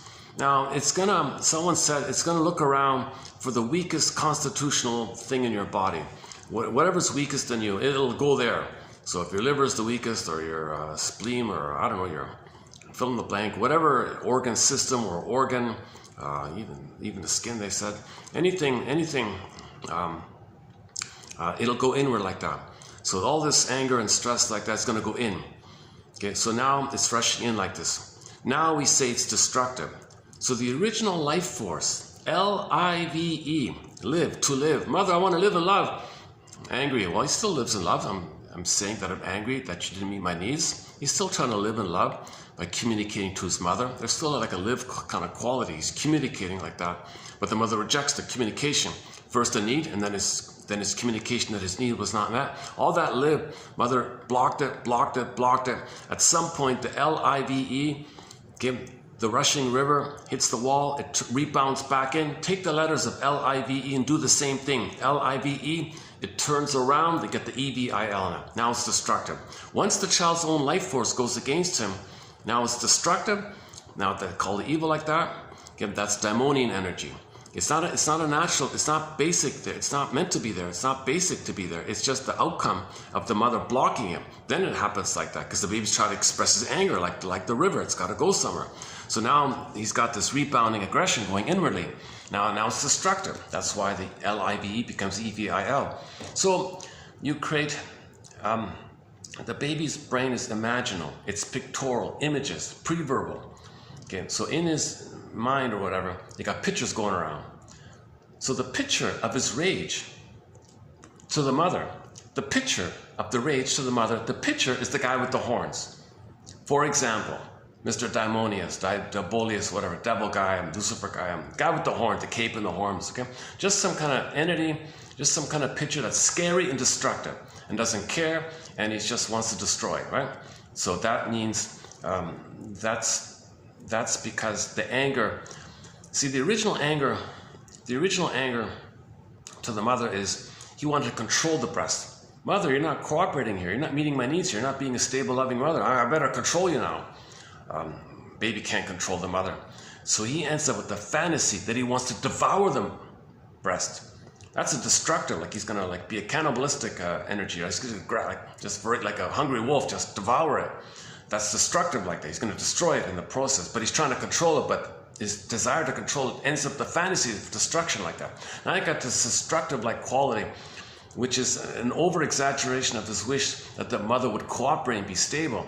But the mother is too stubborn because the mother is trapped in her mirror. She's insulted that the dad is supposed to love the baby. Baby, mother says to baby, I can't love you. I don't have the beingness to love you, number one. Number two, I'd betray myself and my mother if I were to love you. I can't betray my mother. I gotta mirror her. How do I mirror her? By shaming myself the way she shamed me, because I've become her, so I shame myself. I project myself onto you, and I gotta shame you to repress that it's in me to be loyal to the mother, to please the mother. I can't love you, the mother might say. So the baby's enraged like this. So he thinks out of desperation, he thinks I gotta control the mother, kind of thing. So if you accumulate and snowball this, it ends into the devouring destructiveness. Now, when it crosses over to when quantity becomes quality, Bergler says, then it's destructive.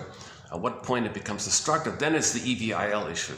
Now the EVIL issue is own demonic his own rebounding aggression, the destructiveness, his anger at his mother's turning inward. Put it that way, the anger at the mother's going inward. So now he's shouting and screaming, and his anger inward. He's screaming at his mother inward. So he's going to find some organ to be the mother. So he's attacking himself, thinking that part of him is the mother. The anger's got to go somewhere. So the body's going to suffer this. So something in the body is going to go over. It's going to overload and go kaput. Now there's a pain by this kaputness of this, right? The brokenness of the organ being flooded with this rage, cortisol, adrenaline, whatever. Now there's going to be a pain. So now the pain of the symptom is the ongoing, continuous rage of the mother. So psychosomatic symptoms are psychogenic. They're psychological, emotional. Okay, it's not just magical poof. It's not organic. It's not. So the psychosomatic symptoms reveal and conceal your rage at the mother. Okay, so see, originally it's kind of normal and relational. Baby is relating to the mother. There's two people, baby, mother. It's relational. He's crying, angry to the mother. It's kind of normal, and the anger is going out, reaching out to the mother. It's kind of normal like that, right? Two people communicating to the mother. But the mother's not around. Mother is, as mentioned before, she rejects it. Now that anger, like the river metaphor, it's got to go somewhere, so now it goes in. Now is screaming anger at the mother's rage at the mother's going into the body. Now, when the body can hold it, you don't really notice it, right? But when it goes kaput and there's a pain from there, that pain is the rage to the mother. So you go to the doctor guy. Doctor, got a pain here. Okay. Now, if he's analytically minded one, he'll say, "Well, you got to talk about it. There's nothing organically wrong with you. There's your rage at the mother's going to your body. You got to mourn and understand your mother and engage in the mourning process and have a good weep about that and face the truth that she did this to you. Face the truth that she failed you and did this to you. Okay, you don't want to handle the truth. You need help to handle this truth. So you got to go to a talking cure. So I'm going to refer you to the talking cure people. Okay, so I'll refer you to my buddy who went to the shrink school, the talking cure school, and he'll help you to face the truth. You see, currently, you can't handle the truth. Play the clip. You can't handle the truth. Well, you got to handle the truth. If you want to heal this, you got to handle the truth. He'll help you to handle the truth by gently pointing things out to you, and he'll make you free associate. He'll make you tell your story. He'll want you to make inferences about repetition compulsion. He wants you to communicate about what needs weren't met. So you got to go into this talking cure. Then you get dreams, to report your dreams, and go in this kind of process to identify your defense mechanisms, resolve either or thinking to get it to both and thinking. If you get to both and thinking, you get your feelings back, the firebird, the phoenix will come. Then you'll be healed, symptoms go away. Healing and wholeness. When you reclaim and pull up the fish and the rampion, okay, the mining up, when you reclaim and you're whole and complete and whole, you're healed. Healing and wholeness. You're fragmented, so you got to get whole. When you're whole, okay, 360 whole, you'll be healed, and the body-mind connection everything will sort itself out, and you'll be healed. Your symptoms will go away.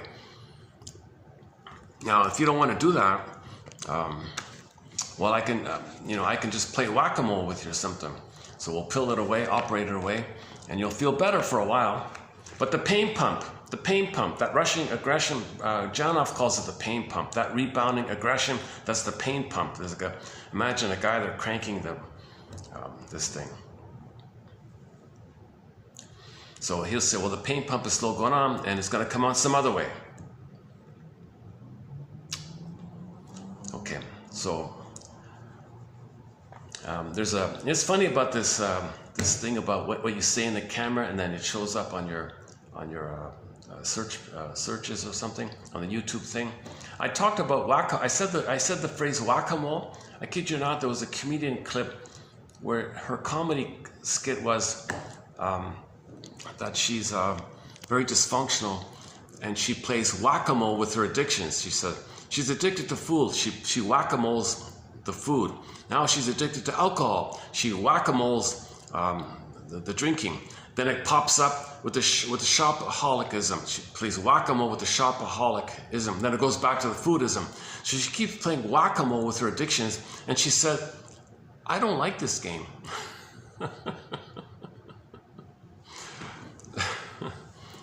So the doctor's going to play whack-a-mole. He probably doesn't like it either, but he doesn't have time. He's not aware of it himself.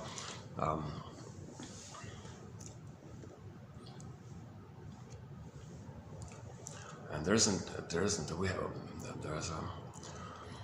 a resistance. Like should a medical doctor give up his lucrative practice, spend 4 years in shrink school, and come back and engage in this? And he's got to do analysis himself. How many guys want to do this? And are there any decent shrink schools available now today? I don't even know. I'm not even sure they exist anymore. They might be there in shell form, but the soul of it might have been attacked already. Because now you see shrinks being used to legitimize other things, like the switch from DSM-3 to 4. That's a shrink thing. They cooperated with this. They didn't say no to this. There should have been a real... I remember vaguely there was a big battle like this.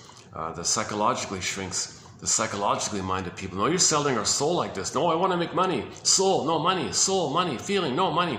Well, what's your money? That's your greed. Don't you understand? Your greed, okay? Your greed is symbolic of mother. Your greed, don't you get it?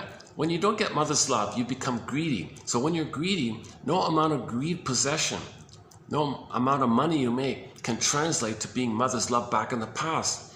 You don't know this. Greed is a neurotic need. Neurotic needs, or symbolic acting out needs, or symbolic acting out of the neurotic need, it's only there to begin with because your real needs were not met. When real needs are not met, poof, you get neurotic needs. If real needs are met, you're healthy and you're loving and you come from your beingness.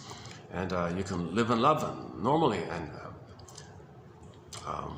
be an adult and then be an elder and know what's unique about you, and blue jay of happiness, the bluebird of happiness, meaning, path of heart, love, ethics, morality. You'll have a lot of love and pleasure when you have your beingness. So when your real needs met, you live from the beingness. When your real needs for your beingness are unmet, you're back in the greed mode, the survival mode, the amygdala mode. The amygdala mode says survival, greed. Don't you get it? So the shrinks didn't manage. See, people with narcissism, people who are too severely traumatized, they're too trapped in the mirror. They're like the wicked queen. I can't listen to that. I can't take feedback. That's an insult. I can't know the truth. Mirror on the wall. I'm number one, right? That's all nonsense, right? Mirror on the wall. So what's mirror on the wall? Okay, it's the baby's tenuous thread to the hope that one day, if he stares at himself in the reflection in the pool of water, i.e., he's waiting that everything's about him. He's one with the mother, waiting for the mother to see him so that he can see himself reflected in her eyes and feel seen by her. Then he knows himself. But mother was absent. She was vacant, empty. Looks in the pool of nothing. Right? So he is very tenuous like that. He's waiting. Number one, it's all about him. because he doesn't know, because undifferentiation. Baby and the mother one, but the two, it's all one, it's all him. Mother's him, breast mother's him, part of him. He sees himself. He's transfixed. Now the transfixed part is, you never got enough love to leave. One way to think about love is, he's included in the love that he needs is to be seen by the mother, mirrored by the mother, recognized by the mother, identified by the mother. So the child understands himself according to the relationship there. But the mother's absent, he's still waiting. Mother, are you ever going to see me? I don't know who I am if So children see themselves and think of themselves the way they see themselves reflected in their mother's eyes. About a month ago, a good quote about this was by Hirsch. He talked about some guy who's doing some very dysfunctional, self-sabotaging thing. And the line was that was how he, and still sees himself, that's how he saw himself reflected in his mother's eyes when he failed to save his mother. When he didn't meet when as a baby, when he couldn't meet his mother's needs, and he saw himself the way she was looking at him when she was enraged that he failed to save her, he thought that's who he was. So that's his tie to the mother, that's his hope with the mother. So he's got to stay dysfunctional, stay self-defeating, stay in the way she saw him to have that tie to the mother. So he's dysfunctional as a tie to the mother, as a link to the mother. He's got to have a hope with the mother. So he's trapped with this tenuous little thread like that. So dysfunction means you're tied to the mother. Dysfunction means you're still trying to please the mother, protect the mother, save the mother. Dysfunction means you're still trapped in the mirror waiting. Now, the trapped in the mirror means, A, the basic one is you think everything's just about you. Basic narcissist, all about me. So there's me, everything's about me. I look in the pool, whatever's out there, it's all me, it's all mine, it's all me, like that. Okay, B, okay, what the baby does expect to occur when he or she looks into their mother's eyes is that when the mother is looking at the child, the mother has a delight. She has the attitude of that Augmandino line, nature's greatest miracle, where the mother looks at her child and says, what a delightful mystery. What an incredible, delightful mystery. All of nature's, the great spirit's greatest mystery, this beautiful, delightful, incredible, wondrous spiritual mystery that there's a unique, like Augmandino just said, a very unique thing here, a unique person here. And this is like, she feels like delighted, and this person's going to be on their own eventually, and her job is to be a good mother for that to happen. So she has to do number one, make sure that the baby is loved in the uterus, so no drinking and smoking or taking pills while she's pregnant. Okay, in the birthing, set it up in advance so that she can increase the odds of getting a natural birth, gentle birth, Loboyer birth, Klaus and Kennel birth, lotus birth, where the cord and the placenta stay. Maybe the tilt can be there, the pelvic tilt, maximum space, gravity, flow. Leave the cord, leave the placenta, and give the baby an extended blissful oneness. The baby needs an extended social interpersonal womb for the first 4 to 5 months. That intimacy has to be reestablished. So skin to skin, natural feeding, loving gaze, warm, safe embrace, rhythm of safety, attunement, entrainment. Mother soothes the baby, mother sees the baby, and thinks about the baby, understands the baby. And baby experiences this and wires it in. When it's wired in, he treats himself the way his mother treated him. So he needs that kind of core experience for the first 4 to 5 months. Then at 4 to 5 months, he kind of hatches out of the dual unity and he becomes distinct. He becomes differentiated. Now he's beginning the separation, individuation process. First, he needs a psychological egg for the first 4 to 5 months, and then the hatching out of that egg. Okay, for the psychological birth, there's like a psychological egg first 4 to 5 months. So the biological birth took place, in a minute, but for the psychological birth, it's gradual. First the egg, then at 4 to 5 months, he starts to hatch. The hatching is gradual. It begins at 4 to 5 months, and it's a continuous process up until the age of 3 to 4, somewhere between 3 and 4 on average.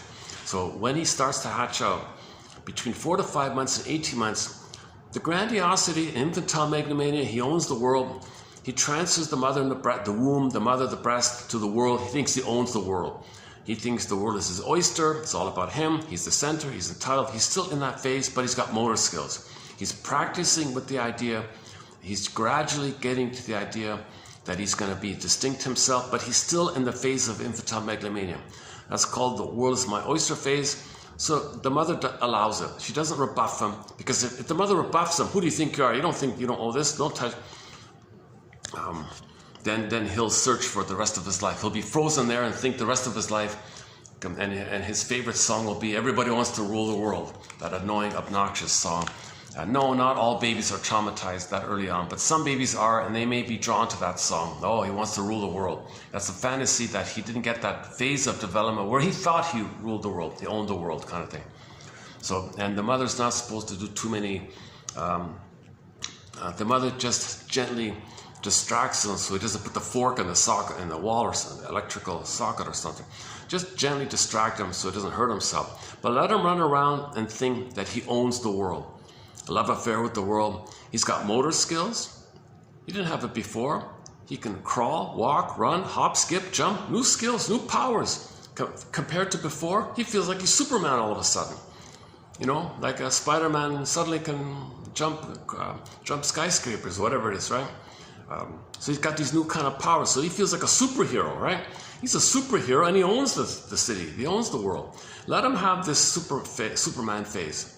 So let him engage in that Superman phase. All the mother's got to do is keep him safe, just stand nearby, kind of thing. And another thing the mother's got to do, a second thing is she's got to think not only is her baby a Superman, but a unique Superman.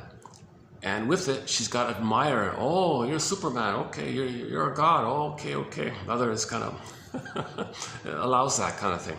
And then the third point is, she's got to be careful with all of these don't things. If a mother says to the child during that phase, don't touch this, don't touch that, don't touch that, the child thinks, wait a minute, my doing and being, I don't know the difference between my doing and being yet. So if you say to me, don't do something, I think that's kind of like you saying to me, don't be me. Mother, are you saying don't be me? No, we know the mother doesn't mean that. She just meant don't touch that.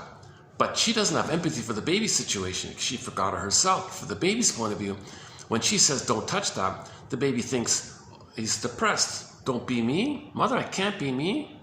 You don't see me and support me. I need to run around and think I own the universe. And you're saying don't be me? So the mother's got to clarify for the baby, for the junior toddler, for the baby Superman. Look, baby Superman, you be you. But this thing you're doing, that's a no-go. But you are a go. Okay? You are great. You're amazing. You're nature's greatest miracle. You're a delight. I love, all that. Now this thing about putting the fork in the socket, okay, that's going to be a no-go. But you're good. You're great. So she's got to make it clear that the baby's good, but the thing he's doing is a no-go. But he's a go. Like his beingness is good, but the doing. So the baby blends it up, being and doing. Mother's got to clarify it. But if the mother doesn't clarify it, just says don't touch that, child automatically thinks don't be me. So she's got to be careful in that area. Okay, so finally, at 18 months, the infantile megalomania dissipates. Now the child no longer thinks the world is his toy, the toy dollhouse. Okay, sidebar here. In the book called You and the Narcissist, a very good book called You and the Narcissist by Professor Kimberly Harding, a biology professor. If I understood her correctly, she was trying to process that she was surrounded by narcissism all around her. So she wrote the self-help, a very good little book called, I highly recommend that book, You and the Narcissist. You can read it like in 2 hours, like a mini little, daily flip a page day thing, one of those daily meditation kind of books, just a mini thin one. It's excellent. She did an incredible job. I remember we did 6 videos just on that little book, You and a Narcissist by Kimberly Harding. One of the little things in there is one approach she had to convey the feeling of narcissism is just in broader, more general terms. Okay, just back up a sec kind of thing. So she said Imagine like a girl playing with her dolls, right? It's just a general simile, just not exactly, but just as a simile, as a simile. Okay. So imagine a girl has a bunch of dolls, right? So she's the center. The dolls are things, and she assigns roles to the dolls. All right, doll number 1, you play this role. Okay, doll number 2, you play that role. Got it? Okay. Now doll number 3, you play that role. And she plays with the dolls, right? And she's the center, and she assigns these roles to the dolls, which are things to perform what she assigns them to perform, right? Now later on, okay, when the child realizes there's a real world with real people and real friends and real delights and real fun like that, okay, she has real pleasure in the real world. She gives up playing with the dolls and enters into the real world kind of thing. So she's going to be like Gidget. I watched a couple episodes of the comedy show Gidget. She'll be playing on the beach with her friends and all that. So she's in the real world, learning and so on. Okay, I take that idea and think about narcissism. A person with narcissism is still in his own dollhouse. He assigns roles to people, thingifies them like dolls. He's the center, it's all about him, gives people roles and plays with the dolls. And he's in his own little dollhouse giving people roles. And he's kind of stuck in that kind of dollhouse, solipsistic bubble world of his, and people are things that serve him and perform roles that he gives them. It's all about him, he's the center. The child's moved on. The person with narcissism is still in a doll-like place, dollhouse place. Okay, so 18 months passes. Now Voyager seeked out 4th phase. Now she's in the real world, but so now she's mostly separated. Now she's going to focus more on the individuating part. That's like what's unique about her, trial and error, what fits for her, where can she express her gifts, where can she shine her light most, kind of thing. So she's in a kind of a trial and error, experimental kind of mode called the rapprochement phase. Now Voyager seeked out 4th. So now the child at 18 months gets it. Okay, I see. I'm not a god and I own everything. Okay, I thank God for that. So reality kicks in. Her ego is strong enough. Her ego, her reality ego, her central ego is stronger. So she sees reality. She's not a god and she doesn't own everything. And people are people and she's a person. So she's already got that sense of person to person. She's got feelings, they've got feelings, and we're people like that. And we're all family, but we're traumatized. What do we learn? Let's learn. Let's wonder and learn about the human family, the Earth family. So she's very delighted to have 8 billion cousins on the planet. 8 billion cousins. Wow, cool. I've got 8 billion cousins. Everybody's a sister from another mister or a brother from another mother. We're all okay, so in the real world, okay, beginning at 18 months, okay, she does what's called now Voyager. So she's going to explore. Now she's like a human explorer, a human explorer. Whereas before she was just a god, right? Just this blissful little god, and she owns everything. It's a huge difference, right? So in the human realm, okay, like gods, like myths and fairy tales. So I personally think that's maybe the myth and fairy tales kind of for this. So fairy tales are more down to earth, more personal, right? Myths are these grander, bigger things, right? Chinnan thinks differently. Chinnan thinks that fairy tales are just specific examples of the general pattern seen in the myth, right? Oh, what's that?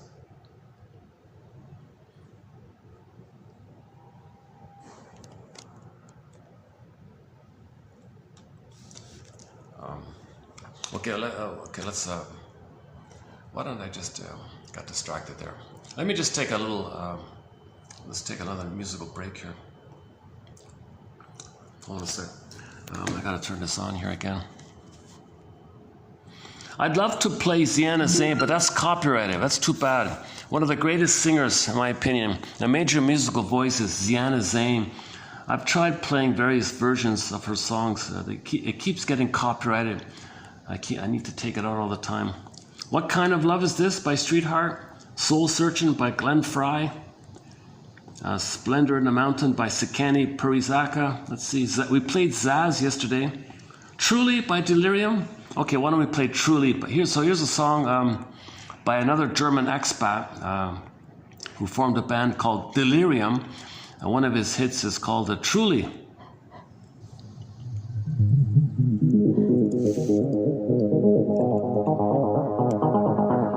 And the guest singer.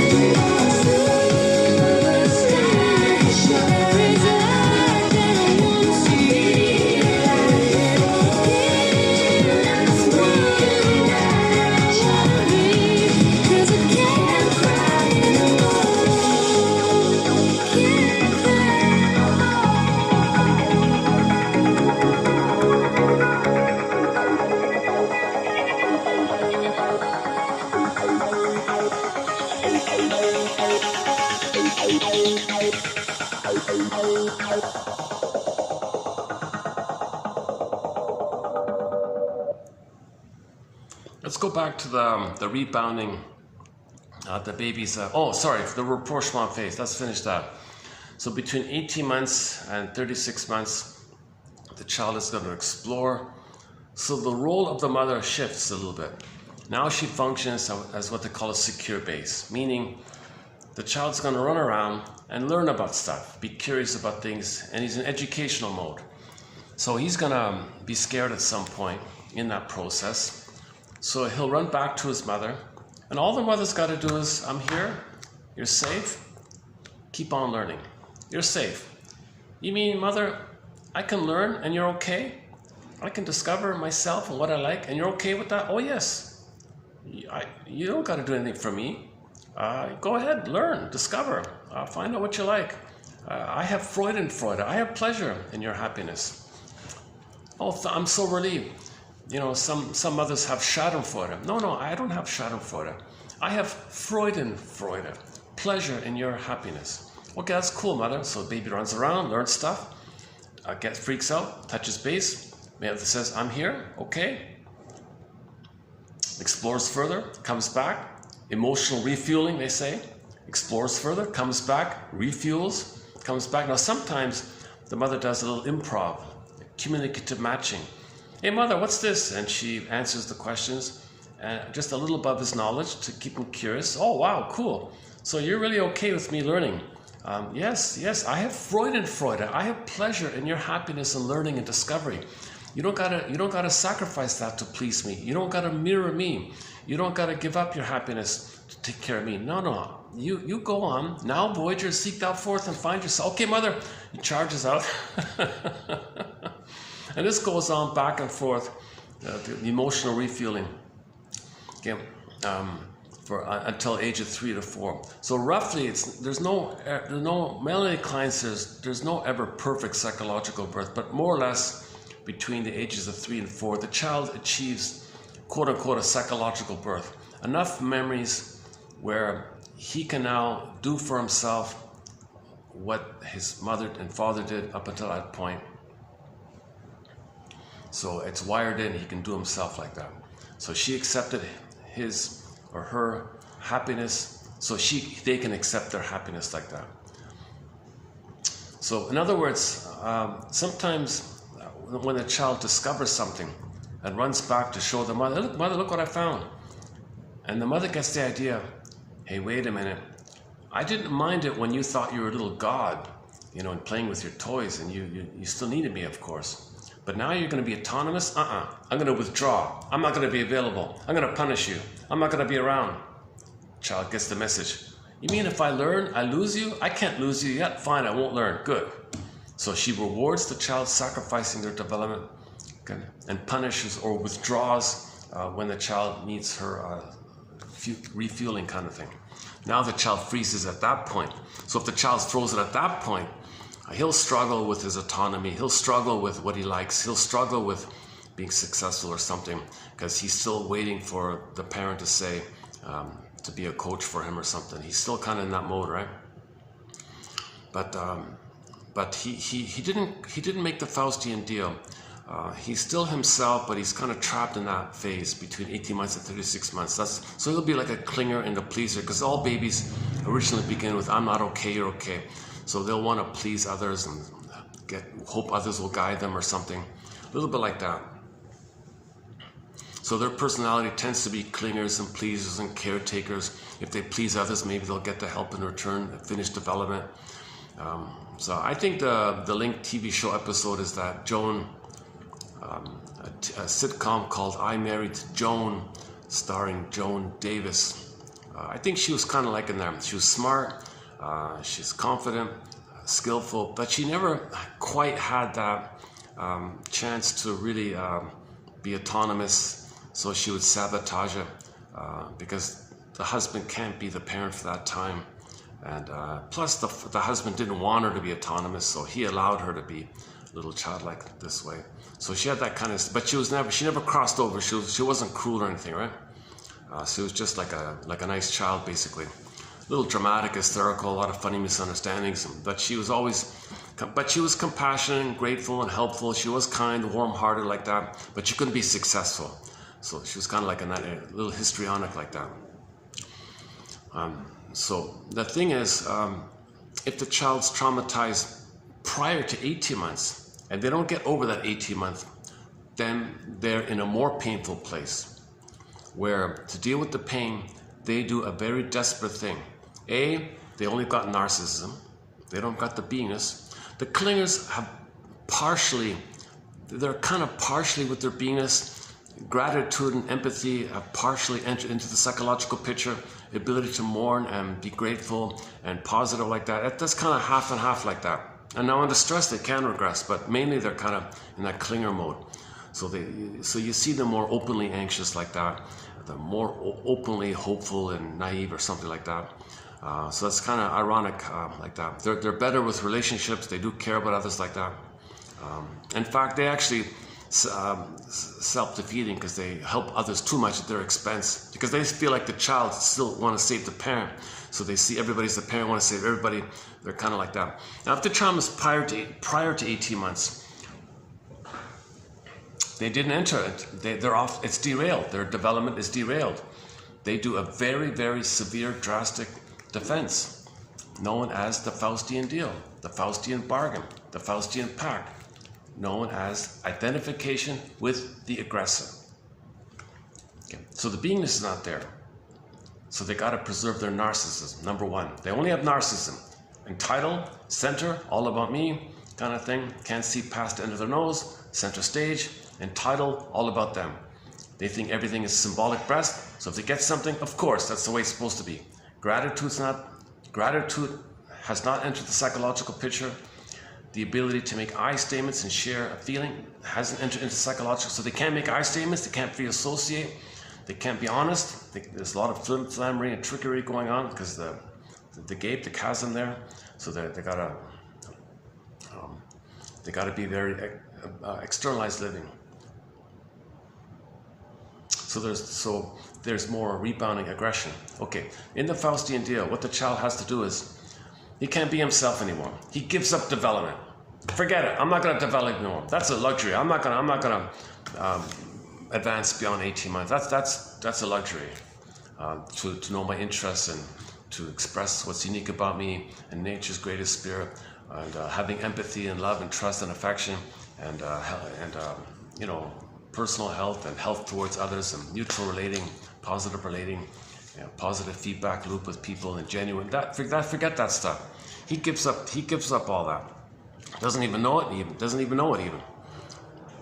So what he has to do to cope with the pain, if he's rejected so early on, if he's rejected either in the uterus, at birth, or between birth to 4 to 5 months, or between birth and 18 months, somewhere before 18 months, wherever it is.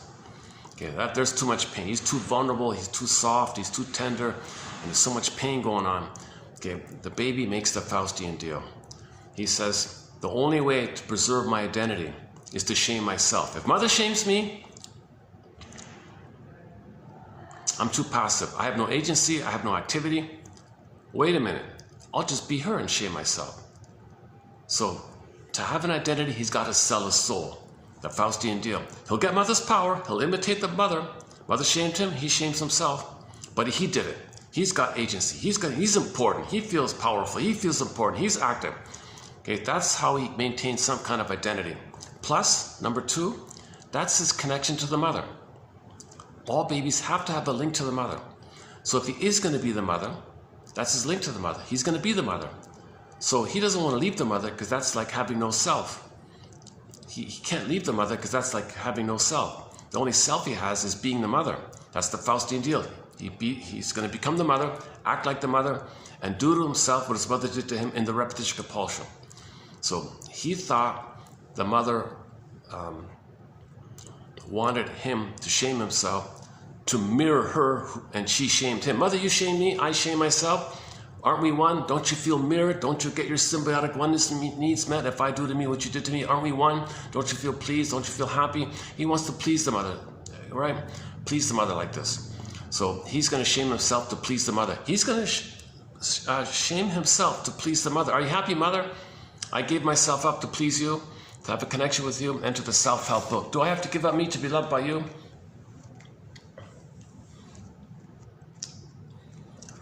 Okay, remember that? Okay, so that's part of it. He gets an identity called narcissism.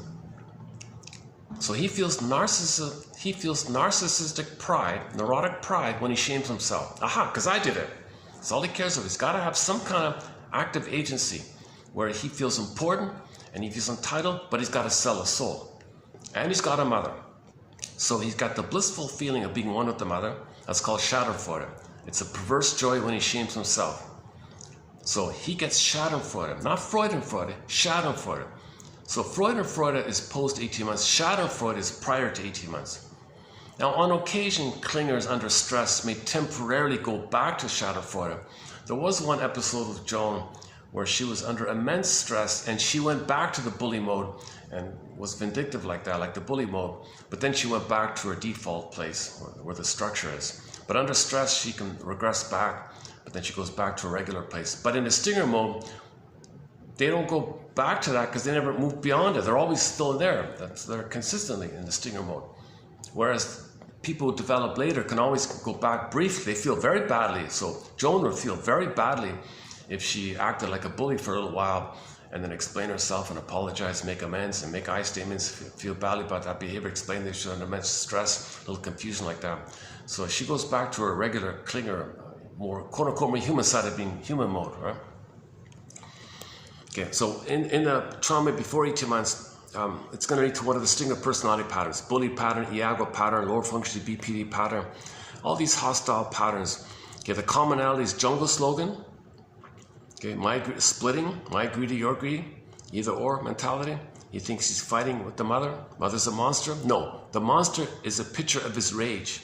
Now he's fighting with his own rage in a picture form. He's fighting with the picture of his rage. So he's in survival, fighting with the picture of his own rage. What a mess.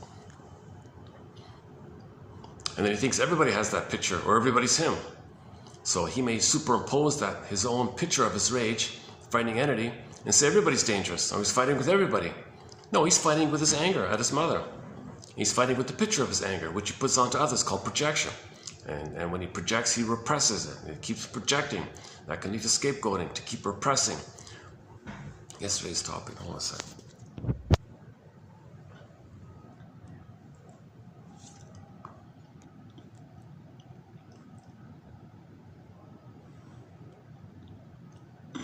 Okay, hold on a second.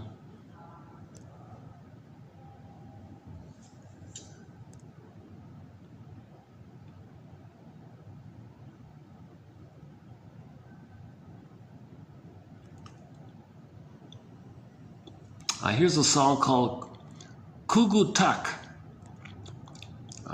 K-U-G-U-T-U-K. Q, sorry. Q-U... sorry, again. K-U-G-U-T-U-Q.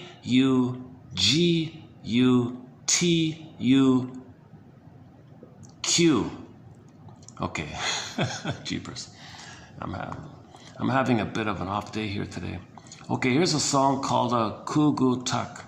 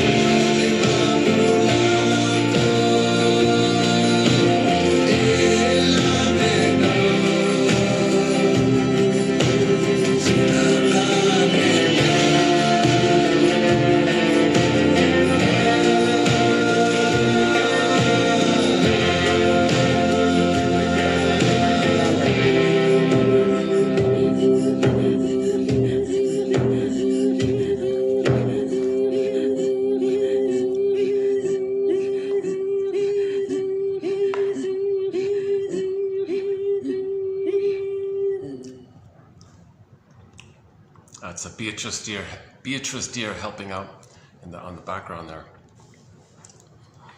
So the commonality of the sting of personality patterns.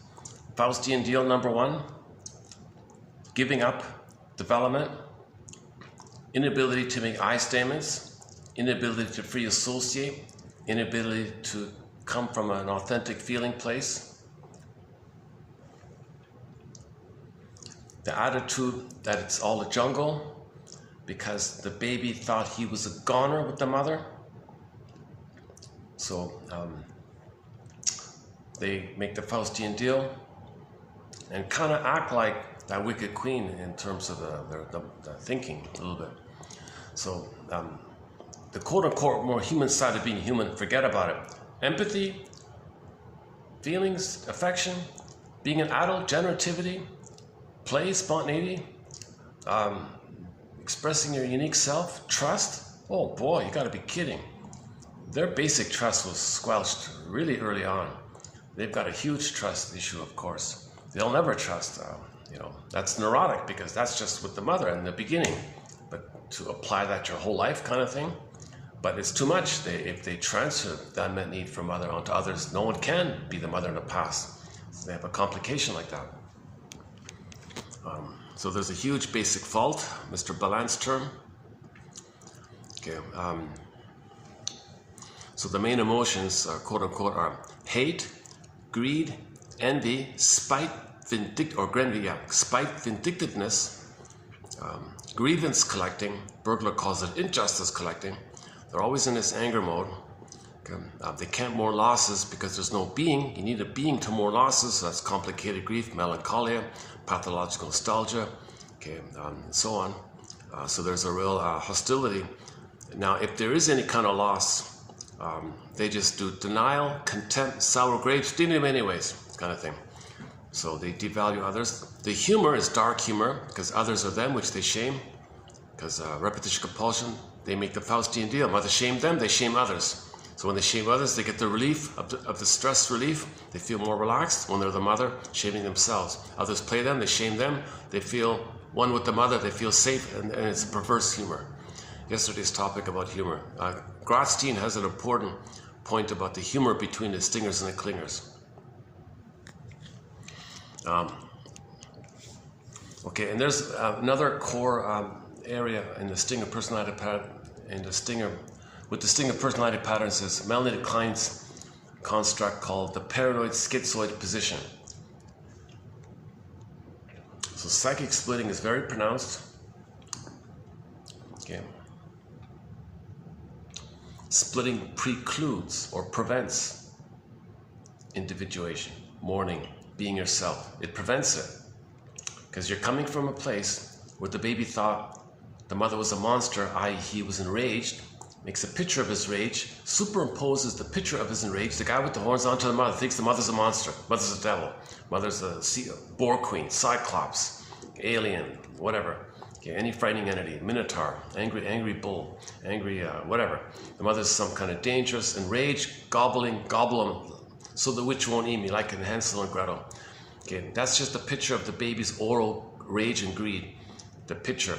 But the picture of his feeling, he superimposes the traits of the picture onto his mother, thinks the mother's that, called the imago. The mother isn't that, but he thinks that, because he and the mother are one. If he's hungry, mother's hungry. If he's enraged, mother's enraged. He's in a state of undifferentiation. What he is, the mother is. So if he's enraged, mother's enraged. If he's angry, mother's angry. If he's hungry, mother's hungry. That kind of thing. So he can't differentiate. So he thinks others are him, basically. So if he thinks the mother's a devouring monster that wants to eat him, i.e. that's a picture of his rage, okay? If he thinks the mother's that, he can't relax and think, my mother's that? He's confused, right? He's paranoid, huh? He's paranoid. Paranoid schizoid position. See, he can't relax. Mother's not that, but he might think that. Now, if the mother's a monster, how does he survive? How does he take in the powder stuff? How does he just physically survive with the powder stuff? Never mind feelings and soul. No, he just wants to physically survive. Well, he thinks, okay, well, wait a minute. If my mother's a monster, what I'll do is I'll split. I'll do psychic splitting. I'll just say to myself, that's not my mother. That's something else. That's an external thing. Okay, that's the scapegoating idea. So he scapegoats his own rage like that outwardly and says, no, that, or puts it, or compartmentalizes it, puts it in a psychic bin and buries it, but then it's projected immensely. If he really buries it, it's projected immensely, right? So it's psychic splitting. No, that's not my mother. The bad one there, my anger, my mother is angry. I'm angry, my mother's angry. No, that's not my mother. That's not my mother. Hallucinates. A goddess. Aha, there's my mother. Makes it up. Trying to survive. Baby's a genius. He's trying to survive here. He splits it up. He makes two entities. The mother is the monster. That's not my mother. The goddess, the made-up one, there's my mother. He does a trick called psychic splitting. So that's very pronounced. So if he goes to life with the splitting mentality, either or thinking, black or white thinking, my greed, your greed thinking, either, okay, adversarial thinking, oppositional thinking, jungle slogan thinking, me or you thinking, like, with me, against me, this kind of either or, binary, okay? That is going to prevent healing. You can't heal with either or thinking, because either or thinking is the symptom of the trauma with the mother, and you don't want to know the truth that mother hurt you, so you maintain the defense. As a defense against the truth, you engage in splitting. So anybody engaged in splitting cannot handle the truth. You can't handle the truth. That clip, right? Famous clip. That mother hurt them. And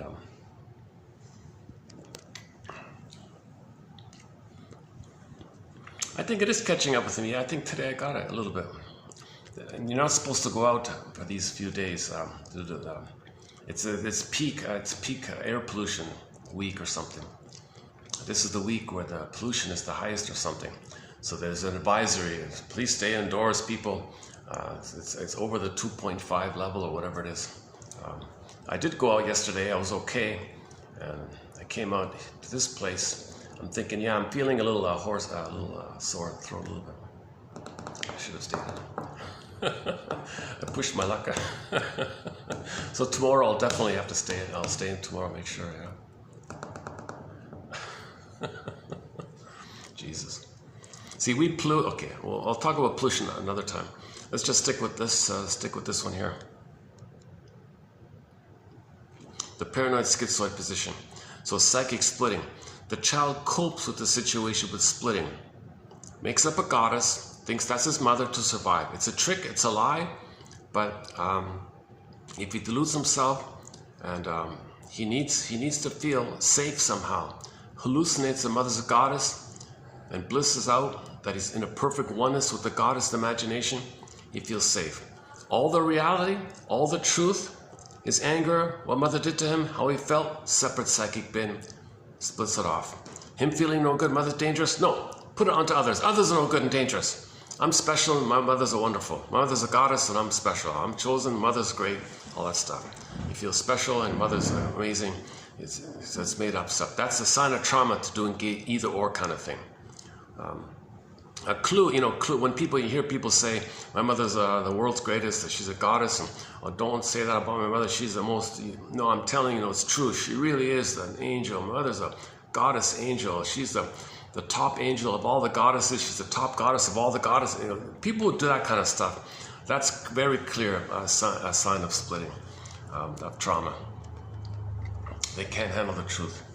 So they're not going to heal with that kind of either or thinking. Now you're actually closer to healing once you actually do start to hate your mother, because you at least acknowledge the other side. Now you're beginning the healing journey when you admit the other side. Then step 3 is to psychosynthesize the two sides and to get the Jane mind, the both and mind, a new sense that includes the two, that's down to earth and human-based, not goddess or demon-based, human-based. It's a both and. So in the Disney film Inside Out, that's when you got the two, right? Joy was the pathological joy, mother's goddess, I'm so special, it's all okay.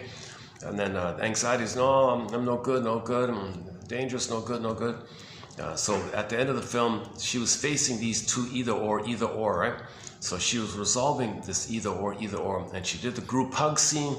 That's to symbolize that you're holding the opposites, to hold it, and can you get something new? That's kind of what we may call the third side of the coin that holds the other two sides. The coin has 3 sides. Okay, the middle, if you stand it up on its end vertically, that thin side holds the other 2 sides. Now you got vertical thinking, 3-dimensional thinking, broader thinking, more inclusive thinking. It's not this like this simple either or, right? So you got to find the third side of the coin, or the Jane mind.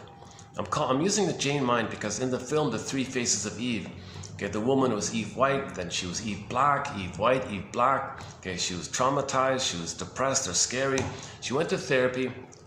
The 2 either or, white and black, poofed away. She became Jane.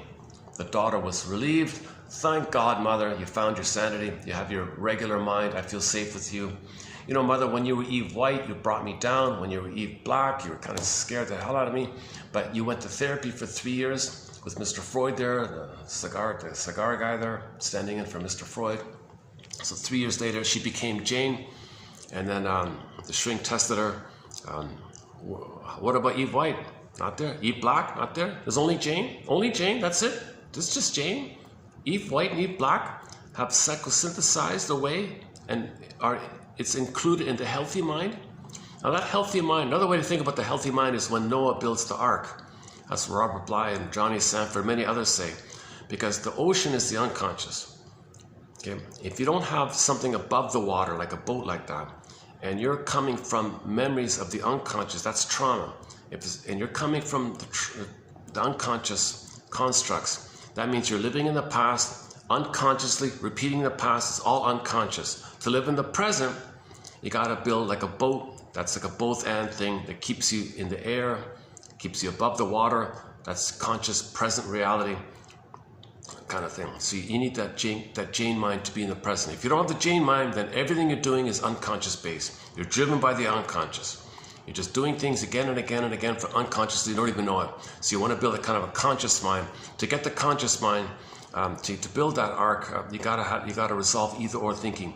Search for the third side of the coin, says Route 66, the TV show Route 66. Some of the best quotes in our collection come from the classic TV show Route 66, and you'll only find it here in our collection. Go to $25.99. You'll get the top 11 best quotes from that show. The top 5 are incredible.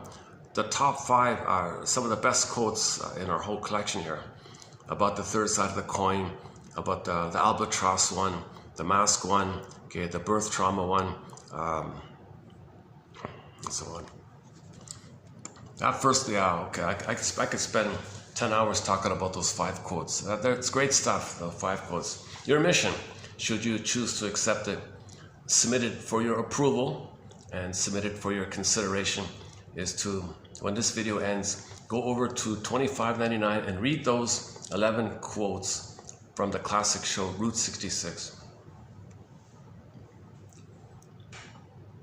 Pick one that you most like or that gives you the most emotional feeling, and then use that quote as a springboard to reassociate with. Use it as a prompt to continue. What does this quote remind me of? What does this quote suggest to me? What thoughts come to me by this quote? And just write a little bit, or type a little bit, or think a little bit. Just do something active, right? And then when a feeling comes, validate your feeling. Treat your feeling like an honored guest. Aha, welcome. Okay. And then validate your feeling. I must have a very good reason for feeling this. What's the hardest thing about this feeling? If it's scared, what's the scariest thing about this feeling? If it's angry, what's the angriest thing about it? If you feel blocked, well, I must have a very good reason for blocking here. And just see what comes up, kind of thing. Sometimes you start with sensations in the body, see if you can upgrade it to a feeling in the feeling self. But so the sensations and the visceral sensations from the limbic system, and the feeling from the feeling mind, the feeling brain. Okay, so you got the feelings and the sensations. The umbrella term is affect, so the two are included under affect. So the affect might be the survival side or the feeling side. So if it's from the feeling self, we call it feelings. If it's from the visceral sensations from the limbic system, the amygdala area, we call them sensations. So sensations and feelings, they're both, the umbrella is affect, I think. So if you can name it, some people say if you're feeling the feeling, and it's a feeling, right? But if it's something bugging you, but you don't know what's going on, or it's stressful or painful, then it's more like a sensation kind of thing.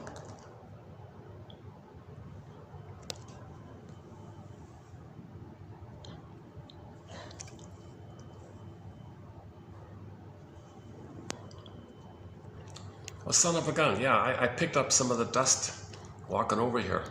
Yeah, I feel I got some of the sore. I've got that sore throat thing now. Jeepers, son of a gun! I should have stayed in. Son of a gun. Yesterday was fine. I spent the whole day outdoors in the park. I was totally fine. I just got it here. Hopefully it'll clear up by tomorrow. Yeah, my goodness.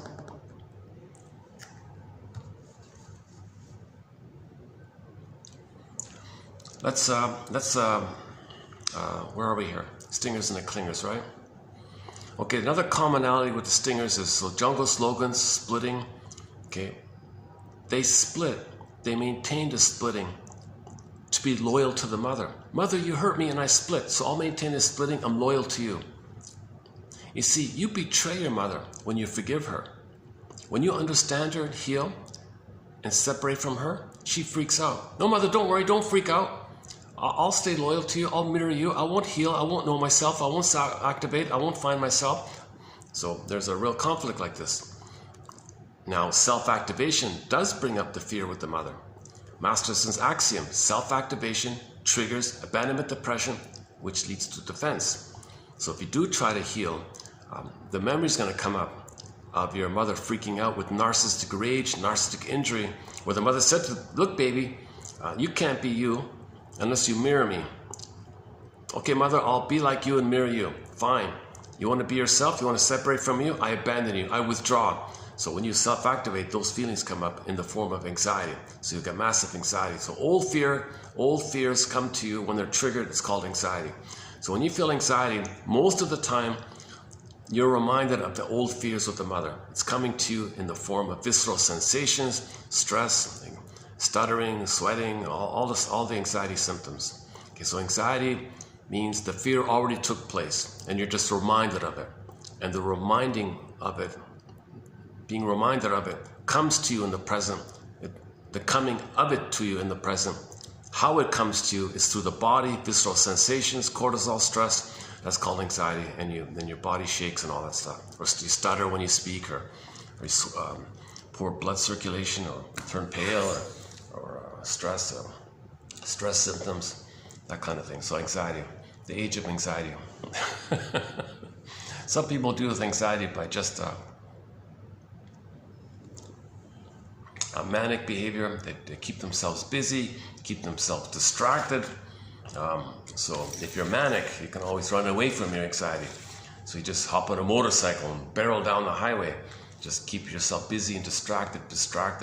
You know, it's just, you can do distract. So in Route 66, the woman had a loss. She felt anxiety. She hopped on the moped and rode down on the highway. And she had the fantasy that behind her, her grief was on another bicycle behind her, trying to catch up with her. She didn't want her feelings to catch up with her. So she was going faster and faster, thinking the feelings are trying to catch up with her. So she's manic, getting away from the feelings because the feelings are coming up with her. That's the albatross one. That's a very good episode also, yeah. So the manicness might make people wealthy, right? The workaholics make money. So that's a defense against anxiety sometimes. So for example, as any counselor knows, people with money can afford to perpetuate their neuroses, alcoholism, malingering, etc. Wealth easily becomes a prop behind which lurks a hollow, hostile, egocentric person. So if you got money, you can just keep yourself busy, feeling important. Okay, repress, project, blame, accuse. You can do this all the time. Okay, that's just a prop to repress. So people using money as a defense mechanism, see, it's destructive. It's always going to be destructive. Money can be constructive or destructive, right? So Okay, another common feature with the Faustian deal within distinct personality mode is that due to the compulsion to repeat, in the present they repeat the past. The present is called the presenting past. Due to the compulsion to repeat, they transfer the past to the present. When they transfer the past to the present becomes a new edition of the past, a replay of the past, a reenactment of the past, another past. The present is still the past. Yes, you see the present as the present, you can see through the glass, but you feel in the past. It's a famous split like that. So your feeling is in the past, but you can see, like Snow White in a coffin, she sees through the glass, but she feels in the past, but you can see in the present. The famous ego split. So she's not psychotic like that, but emotionally she's quote-unquote psychotic, right? Okay, when the stingers replay the record, so neurosis means you're still frozen in your development, and you cope with it in a certain way, like making the Faustian deal, the splitting mechanism, projective, scapegoating, protective identification. You do all these tricks, and you still do these tricks your whole life. It doesn't apply because that was only in response to the pain with the mother. But you're older now, you're not in the nursery, but you're still doing it. So that's called neurosis. Neurosis is the petrification or the freezing, the flash freezing, the frozenness of this conflict, and it's all repressed, pressed down, pressed on a 45. Imagine a 45. Only one song on those 45s. Makes the person neurotic because they're still using those defenses all their life. Every neurotic is a music enthusiast, but he only has one record. He carries it with him everywhere he goes. With every time he sees a turntable, with never-ending fiery ardor, burglar says, he spins off his only tune. He can't enjoy the present. He's only got that frozen tune from the past called The Cry for Love. He's going to spin it again in the present. So in the present, he's going to recreate it, hoping to change the past. When he replays the past in the present, he doesn't play himself. He doesn't really play himself. Okay. He made the Faustian deal. He plays the mother. He's going to shame himself. Now, when he shames himself, mother, you happy? I'm shaming myself the way you shame me. Are you happy? So, right? So it's a very sad kind of deal, right? He gets mother's power. I got my narcissism. I got power. I got my mother, and I've got me. I got identity. But it's shame. You got to sell a soul for this. The reason they say he lives forever because that part of the brain does not understand time. It's called timelessness. So if there's no time and it's timeless, it's eternal, forever, no time, lives forever, it means no time in that part of the brain. That's all it means. So he's got mother's power and he lives forever. It doesn't live forever. It's just in reference to how that brain does not understand time. So it's timeless. So that's why. That's what it means when they say he lives forever. It's just no time. And he can spend his whole life doing it. And it's still in that timeless place. So he could do it forever. He could have 20 lifetimes. If he did have 20 lifetimes, he'd be still in the past. So he could live forever. He could be the 6,000-year-old man. The Star Trek episode yesterday. Okay.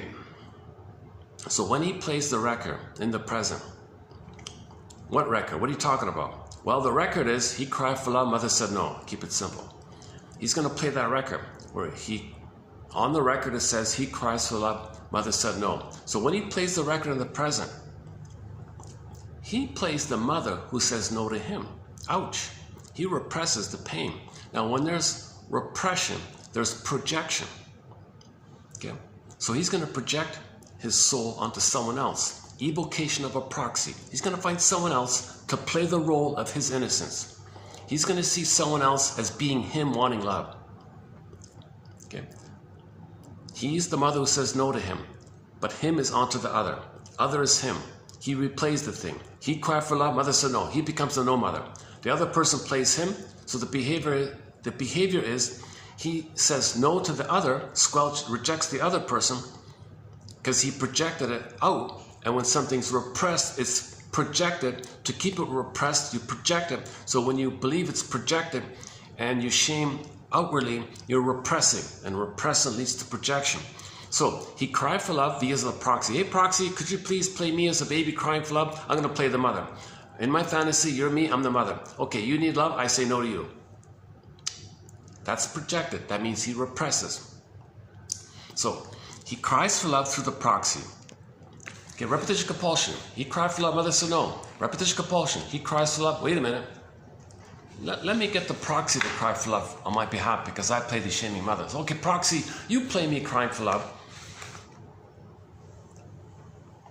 And I'll replay the record. So you cry for love, you're me, I'm the mother, I replay the thing. You're me, crying for love, I'm the mother, says no to me, you're me, I say no to you, because you're me. So that means he externalizes it, he represses the truth within, then he projects it again. So he's stuck in this mode where he shames others playing his soul, he represses the pain to please his mother. So he's shaming his own soul to please his mother. Now his soul gets projected, he sees the projection.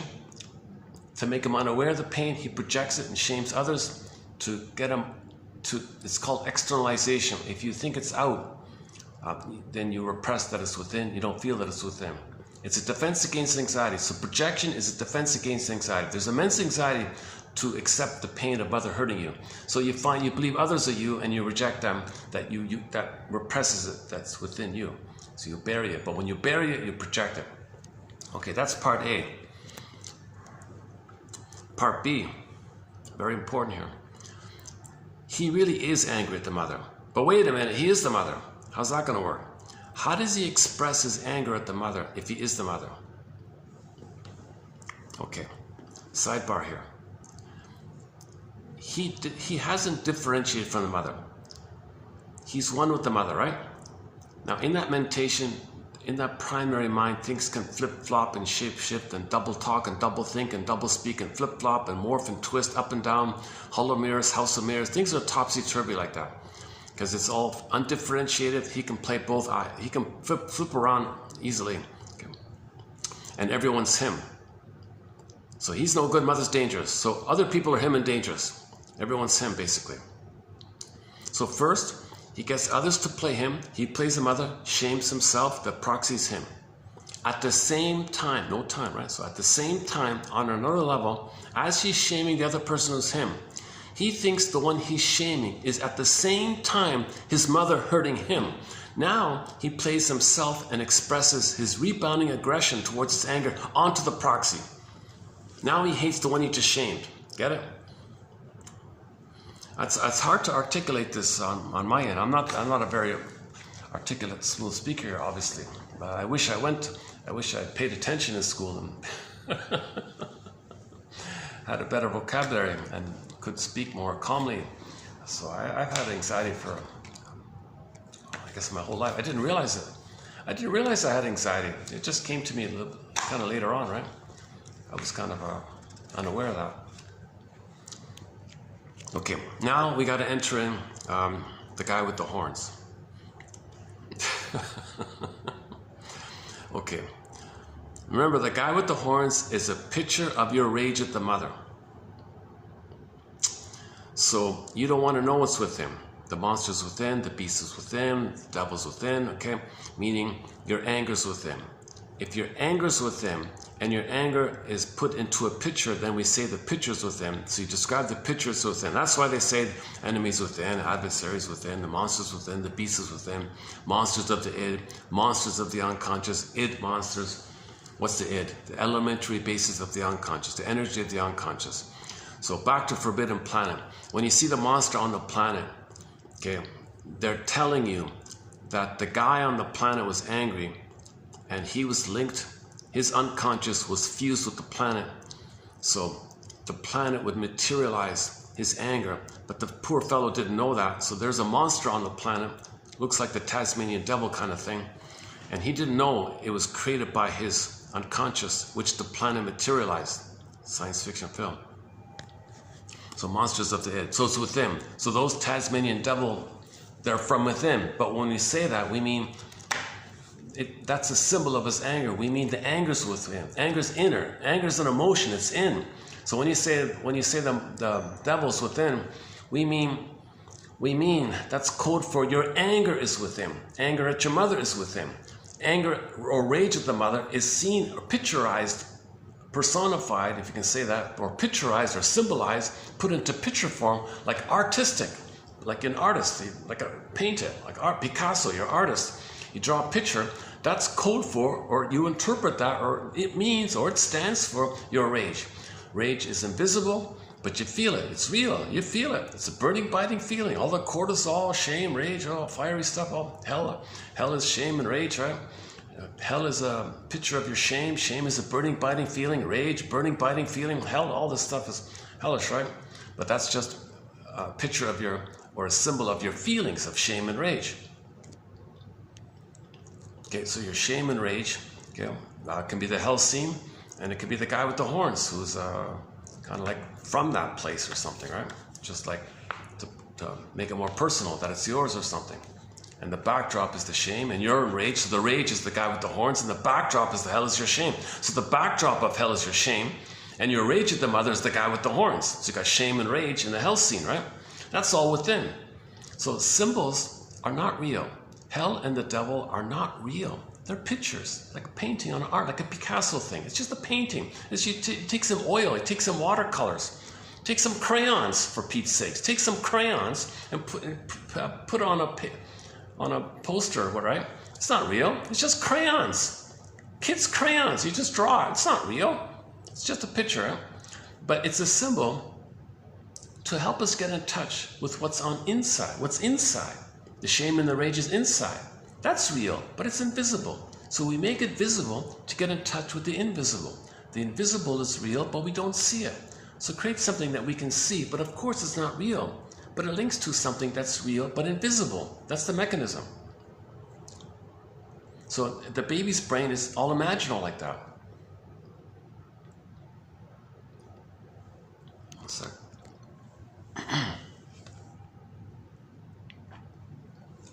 Maybe I should get some juice or something. Jeez. Coffee's not gonna help, right? So for the price of a you-know-what, you can get this encyclopedia of quotes. I can't recommend it highly enough.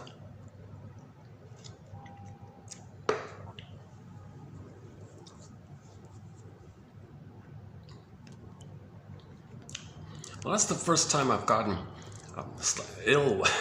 Not ill, but that's the first time I've had this experience. So we've posted 1,300 videos so far, 3 continents, 10,000 plus quotes. I keep all my bloopers and odd mistakes and things. Sometimes there's some fun things like the bird, like yesterday feeding the pigeons, or the stray cats, or seeing some loons and herons and bumblebees and mosquitoes. Stray dogs and cats, some fun things, some little embarrassing moments. I keep it all in kind of thing. It's not about me, I'm not a presenter. I want to get the quotes out.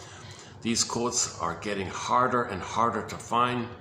A lot of books are not being digitized, so I've saved as best I can those important quotes.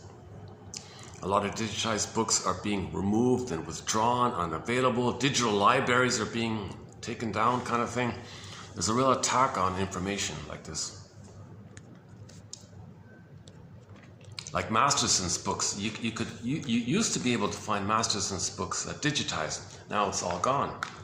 Well, one is, you can get the one is around, The Search for the Real Self. That's sort of his introductory kind of book.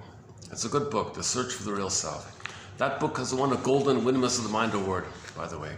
We've got 23 awards already so far. That's one of them. Okay, so let's tie in this issue of what the stingers do. The stingers in particular have a lot of rebounding rage at the mother. It's going inward. Now the body can only take so much, right?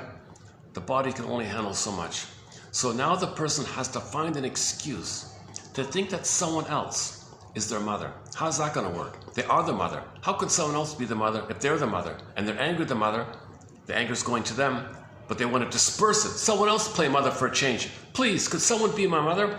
I'm her, and I'm angry at myself.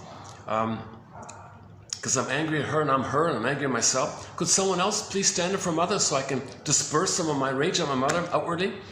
So he's got to find a scapegoat, emotional triangle. Okay, blaming, scapegoating, okay, projection, projective identification. He's going to find someone else, evocation of a proxy. Role assignment. He's going to assign the role. He's going to assign the role of someone else to stand in, to play the role of his mother, and then say, "Ah, you're my mother, right? Good. Now he can get some of his rage at his mother onto the other person who's playing his mother. He doesn't care at this point. He's just in self-protective mode. He can't hold all his own rage to the mother within. So he takes it out onto the side like that. It's called scapegoating. Right? Prejudice, of course, is going to come from there. So how it's going to work is, first, since he is the mother, he's got to find a proxy to cry for love. So the proxy will play him crying for love, and he shames them with his negative humor, sadistic jokes, sardonic jokes, shadowy humor, bad attitude, bad treatment, prejudicial treatment, something negative towards him, right? Verbal, emotional. Okay, so he's gonna basically shame, reject, devalue, not like, whatever, someone else, because that's what mother did to him, and he's become the mother. He's basically gonna have envy towards others because mother envied him. Mother hated his goodness, other people have goodness, so he hates other people because they're good, and mother hated his goodness, so he's filled with envy. Okay, the wicked queen is very envious. So first, the proxy, the other person, is going to play the role of him. Remember the record, the original scene? He cried for love, mother said no.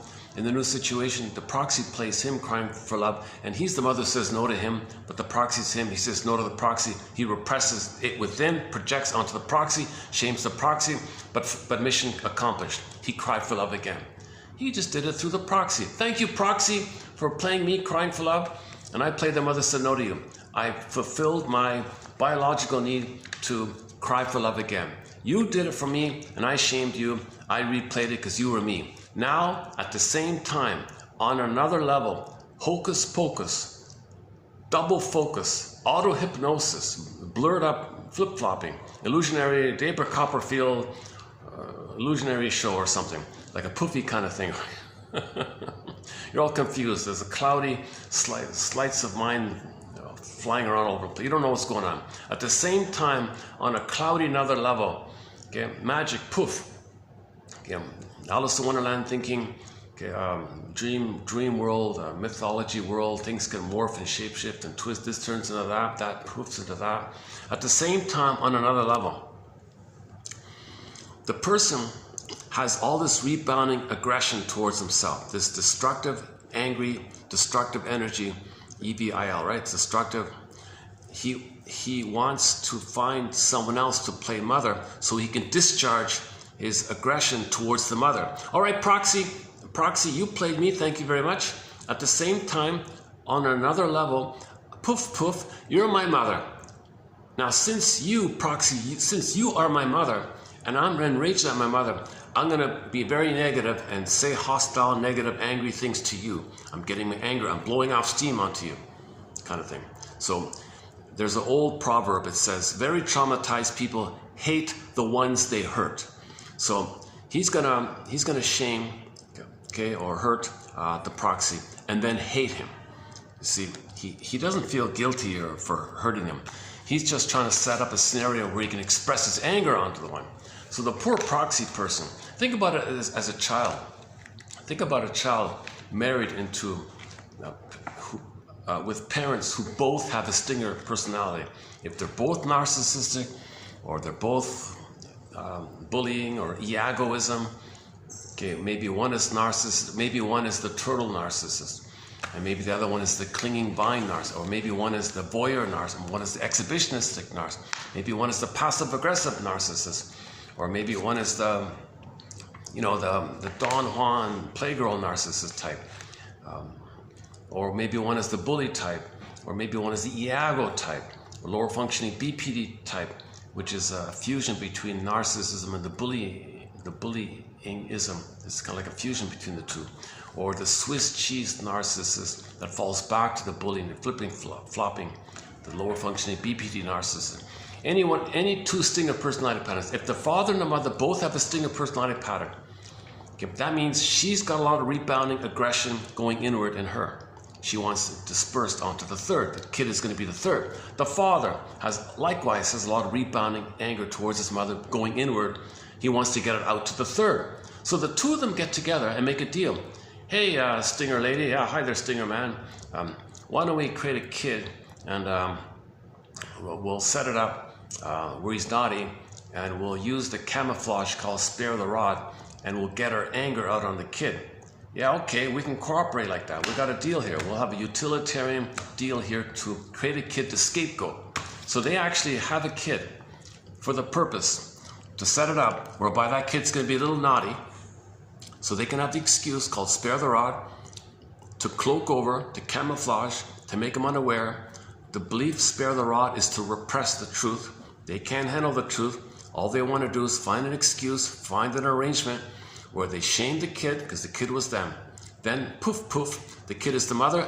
They play themselves, angered the mother. The kid stands in for the mother. Hell is for children, Pat Benatar. Now they hate or they harm the kid. Okay, should we play that one? Now, when Pat Benatar sings this, it's physical abuse, but we can also borrow her song for psychological, emotional abuse. Okay, hell is for children. So that kid is going to be scapegoated. So one of the children might be scapegoated for this person. Now the parents, they have utilitarian, they don't love each other or have intimacy, or they don't even tell each other anything honest, very silent, very steely like that. They're both seething with anger, right? It's a utilitarian arrangement to create a kid to dump on, and then they ignore each other or something. There isn't affection or warmth or kindness, or that kind of stuff's not there. The deal is, any anger they have, they put it onto the third. All right, wife, you discharge your anger at your mother onto the kid. I'll do the same, and that's what we have in common. And that kid will keep us together, and then so we'll have a household like that, and the kid will fill in and absorb our hate. In other words, the kid will be our mother, and we'll be the siblings like that. I'll ignore you, you ignore me, but we're united by that. Enter. I just saw that Gidget yesterday. I saw one of the episodes from the 1965 comedy Gidget or something. She's just like 16 or something, right? And she said that her older sister and her brother-in-law, right? The sister's married.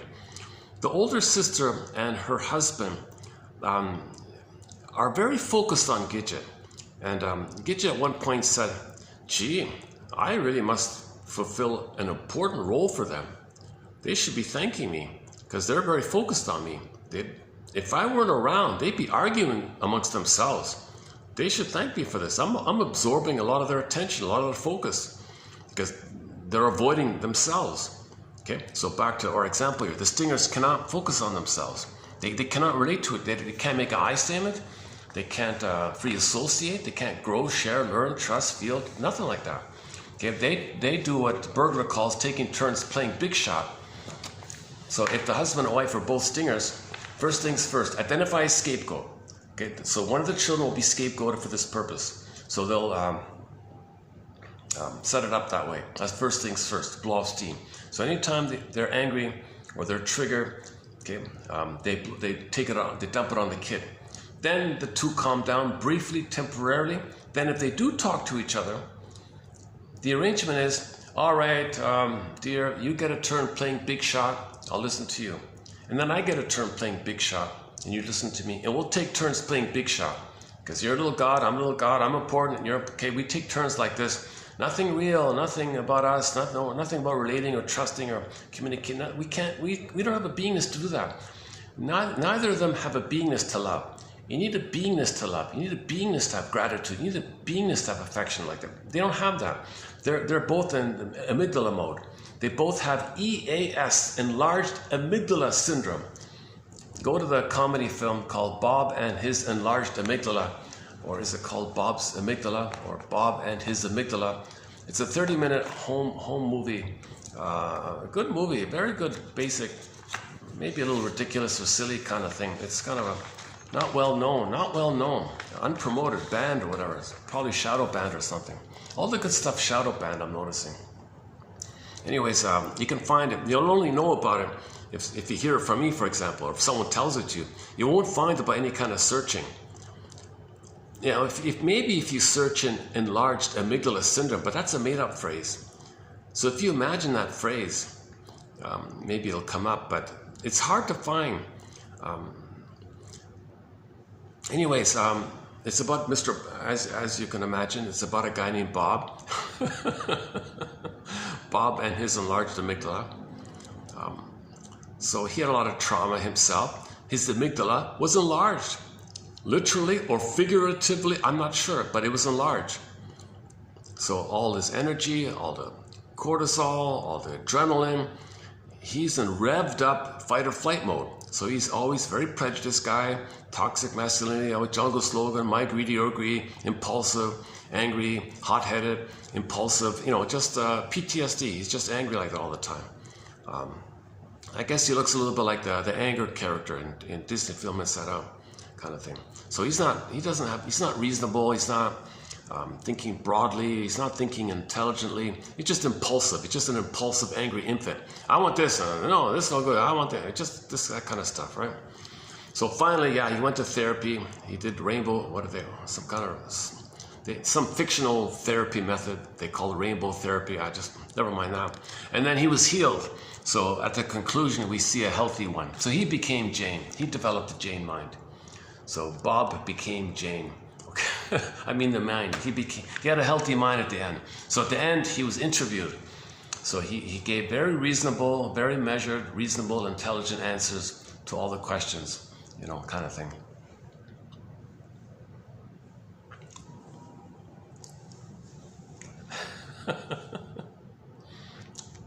For example, so what do you think about politics? Politics, just straw man. Religion, imaginary friends, magical thing. This. Gave these short, calm, little, reasonable kind of answers. It's a comedy, yeah.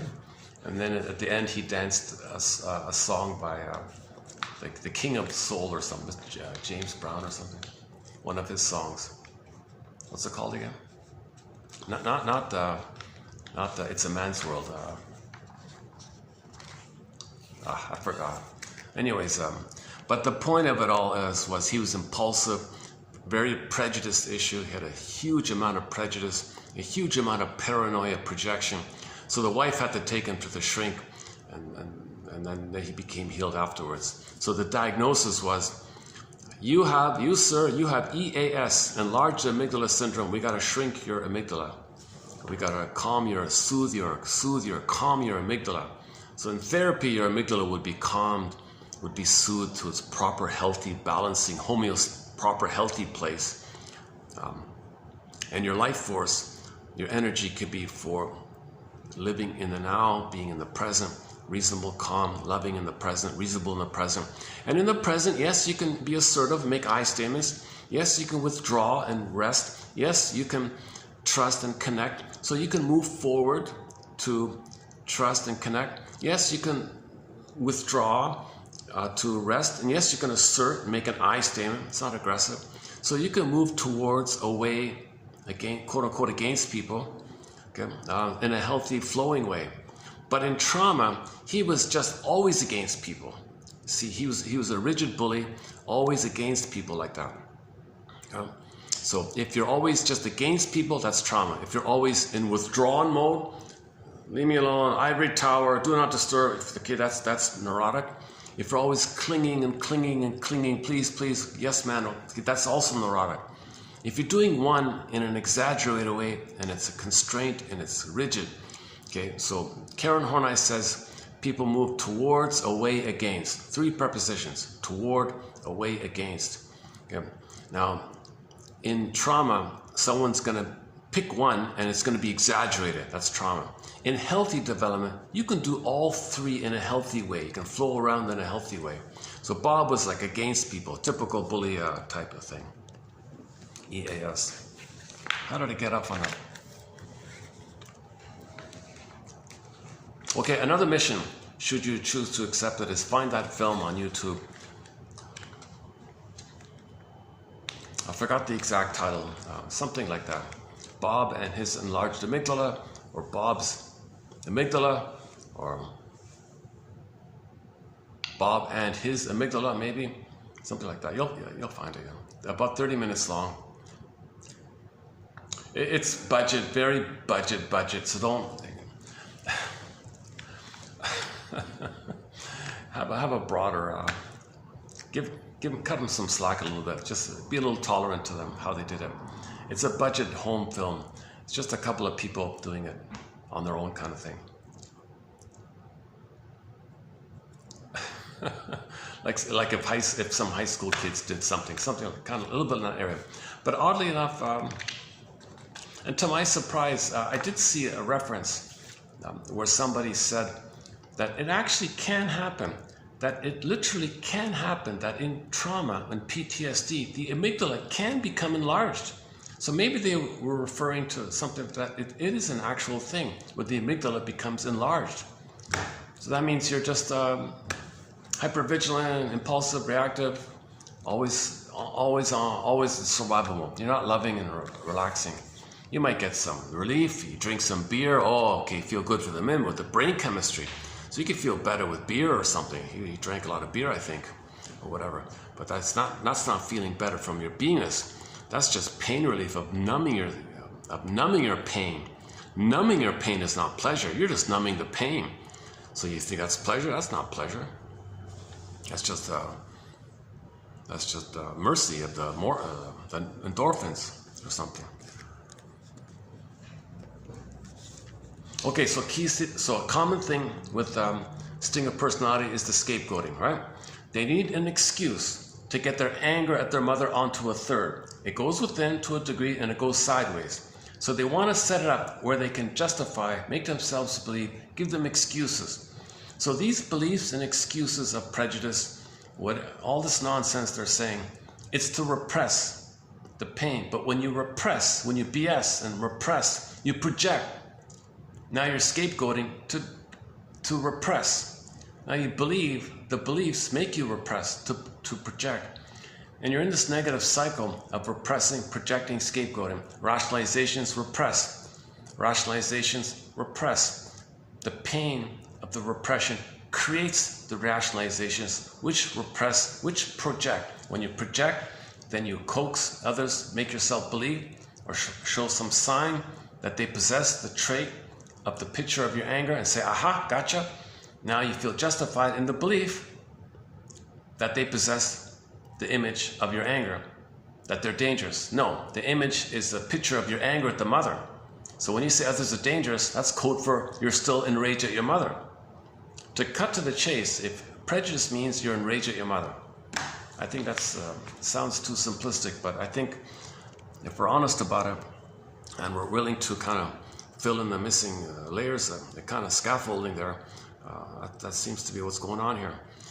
So scapegoating is they want to get their rage out at the mother.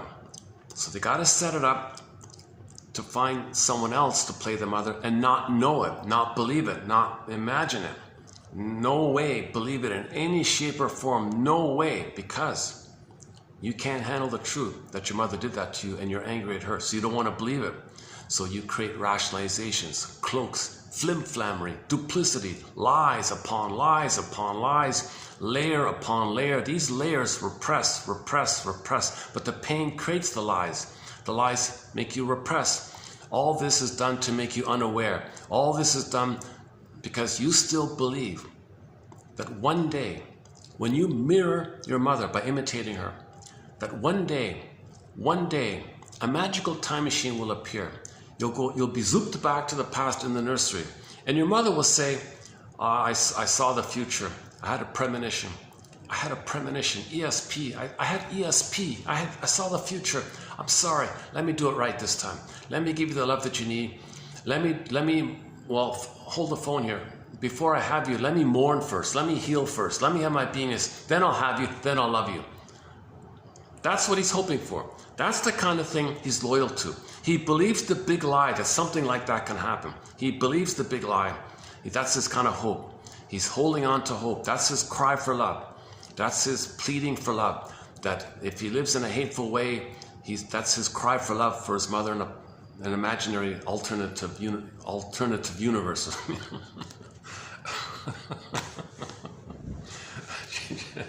Jeepers. Okay, so again, the key image here about scapegoating, a very common thing with stinger personality patterns, is they need an excuse to divert the rage of the mother onto a third. Now it's rebounding, so it keeps going like that. If it keeps going like that, they need more BS to repress. But repress is pain. Pain creates the BS. Now when you repress, you project. When you project, You want it to go away. You want the belief that your mother hurt you and that your mother dangerous goes away. So you put it onto the proxy and you think if they go away, so to speak, you think you can get rid of the memory of mother hurting you and you feeling shamed by your mother. You think you can get rid of that? Like scapegoating? Put it like you put on a goat and the goat runs away. You think it's gone with them? Seriously? No, you just repress it. This trick with the goat, it's just some kind of like fantasy thing. Okay, put your complaints on the goat. Okay, write it on a piece of paper. We'll put a basket on the goat's back. Put it in the basket. Close the lid on the basket. Did you do it? Okay. You whip the poor goat. The goat takes off. The goat's running away. There, it's gone. See, it's gone. The goat ran away. Look at the goat. The goat's running away. See, it's gone. It's gone. Really? You believe that? All you did was have a little fantasy to repress. The belief that you can do that represses the truth because you can't handle the truth. So you believe some nonsense to repress. Most beliefs are about repressing. Hold on a second.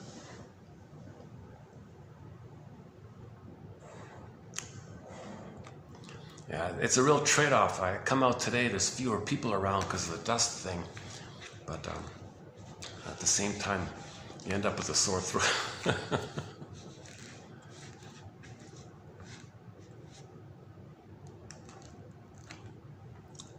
When I finish this video, I'll look for some one of those herbal things.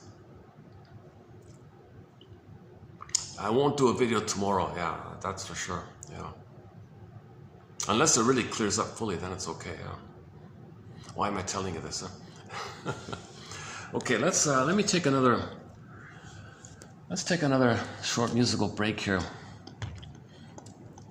I really should have gotten some juice. I didn't bring any juice today. I'm kind of a little...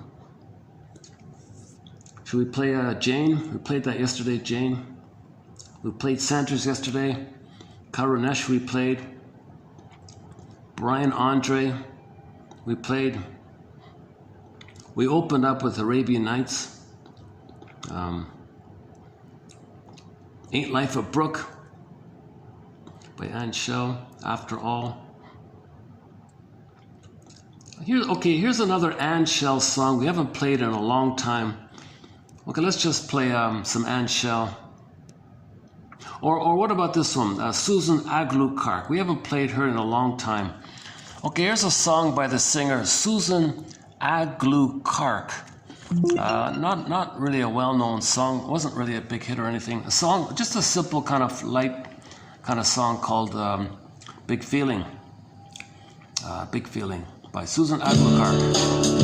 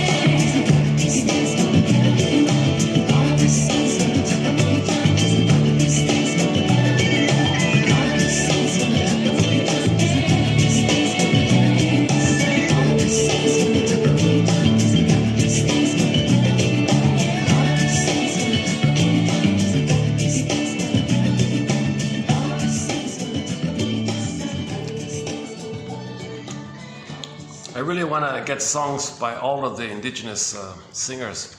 We've got a lot from the Inuit people, some from the Mi'kmaq, Willie Dunn and Caitlin Johnson, one from the Iroquois and Algonquin, a few Métis, Robbie Romero, is he Lakota? Is that right? Robbie Romero, his song called Heartbeat. I think it's Lakota. No, there's way more, yeah. Oh, Sikani Purizaki in Peru. I'm not sure the name of his indigenous group. The other one we played earlier was also Inuit. That Kugutuk, that one there, Kugutuk. And this one she sings, oh, Susan Aguilar sings mostly in English actually, right? Oh, Je te destiné, oh, she's Métis, that one, right? Sylvie Bernard. Eastern Owl, they're a mix, right? Mi'kmaq and Inuit, that one. Kelly Fraser's Inuit. Brian Andre's Inuit. Cashton is Inuit. Yeah. A lot of great songs by Inuit singers. Yeah, they're great stuff. Ili Sapi is sort of half Inuit, half, I guess she's a half Métis, half Inuit, something like that.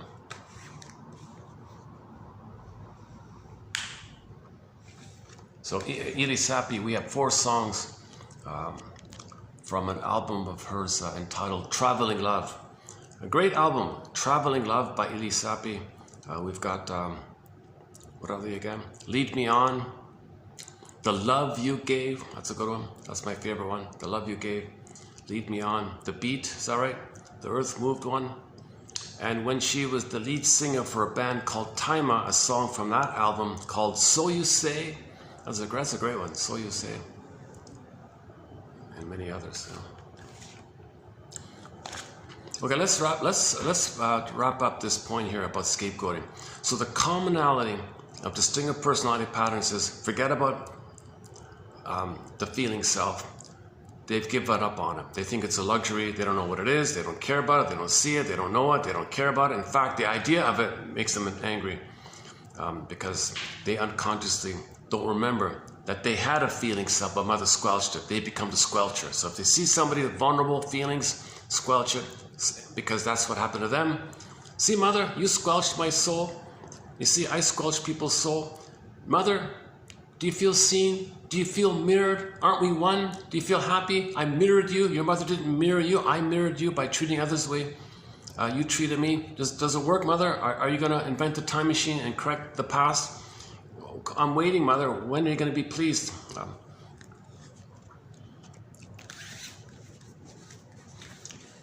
Okay, now it's not going to work. So he's still angry. Okay, so after he shames the innocent person playing his soul, he then sees that person as his mother and plays himself angry at his mother, getting his rebounding aggression towards the mother sideways, called scapegoating on the mother. And it's a negative loop because when he does that, he denies. When he denies, he projects. Now, when he projects, okay, now part of the scapegoating phenomenon is when he thinks others are dangerous or whatever, makes it up, he may coax and prod and goad, okay, or induce or try to coax them or trick them to show some negative signs. Okay, that's called projective identification. He wants to see displayed that the other person is no good and dangerous. So he wants to poke and prod. Come on, come on. I want to see it. I want to see it, because he repressed. If he sees it, he repressed. I want to repress. I want to see it. I want to see it. Repress, repress. Come on. So he may engage in what's called projective identification.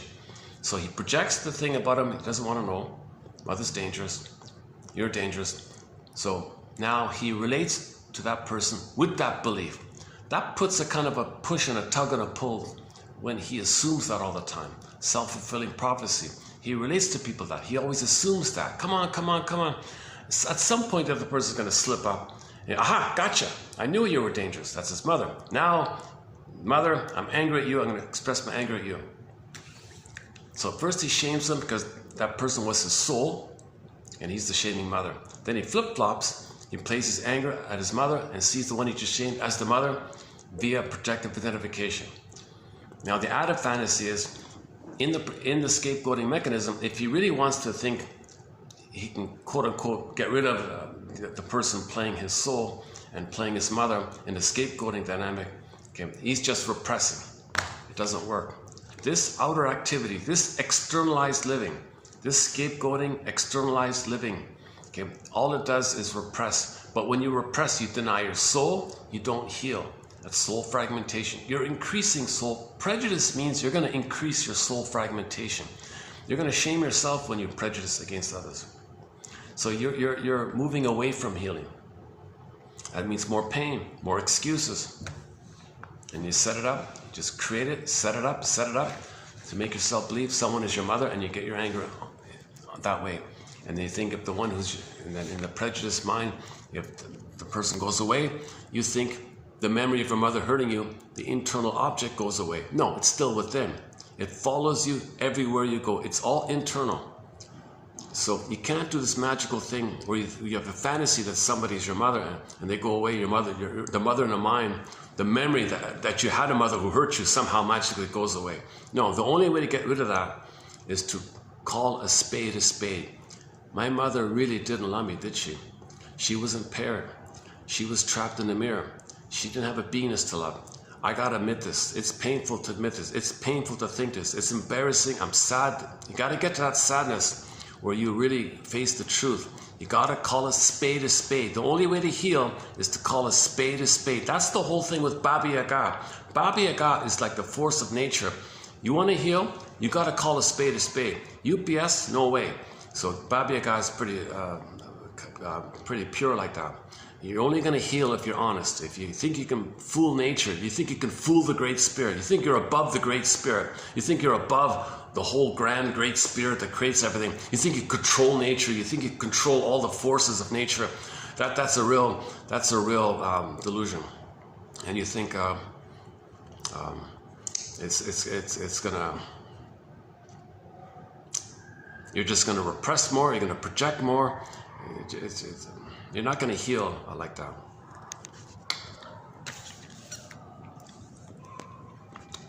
The big feeling I think she's talking about is when you mourn, okay, and you get back to your beingness, there's a big feeling now. There's a feeling. First of all, it's a feeling, not a sensation. She said feeling. She didn't say big sensation. She didn't say big cortisol, big adrenaline, big stress. She didn't talk about like that. Big anxiety, big fear, big anger, big rage. No, she said big feeling. That's the feeling self. We live to the extent that we feel. So she said, I'm going to pick up my pen. I've got things to say here.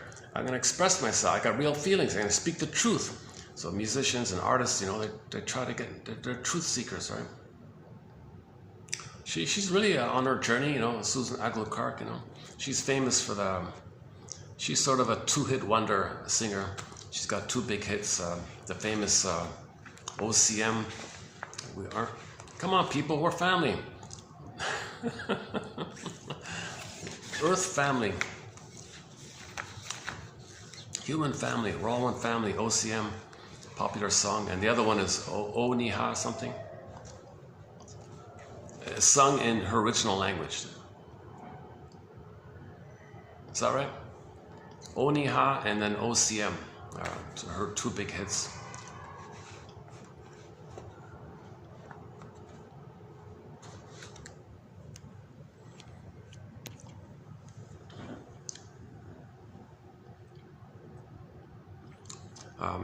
Big feeling, yeah. So it is a big feeling to get back your soul. When the firebird comes and you feel your beingness, that's a big feeling. Okay, when you do the mourning and you're feeling, that's a big feeling to get your soul back. That's getting your soul back would be a big feeling. I mean, feeling, big feeling from the feeling. Feeling being a big feeling. It's a feeling. A big feeling is a feeling, and that feeling is going to be a big feeling when you get your soul back. Big feeling. So when you're honest. That's the healing path. That's the healing journey. That's a good feeling, a big feeling, a good clean, good feeling like that. If you're BSing and you're all excited and you're vindictive and the talionic feeling, I'm going to show up the mother. I'm going to tell the world what my mother did to me. Okay, that's not a feeling. That's a sensation. That's a stress. That's a neurosis, that's a psychosis, that kind of stuff. That you got to discern between feelings and sensations.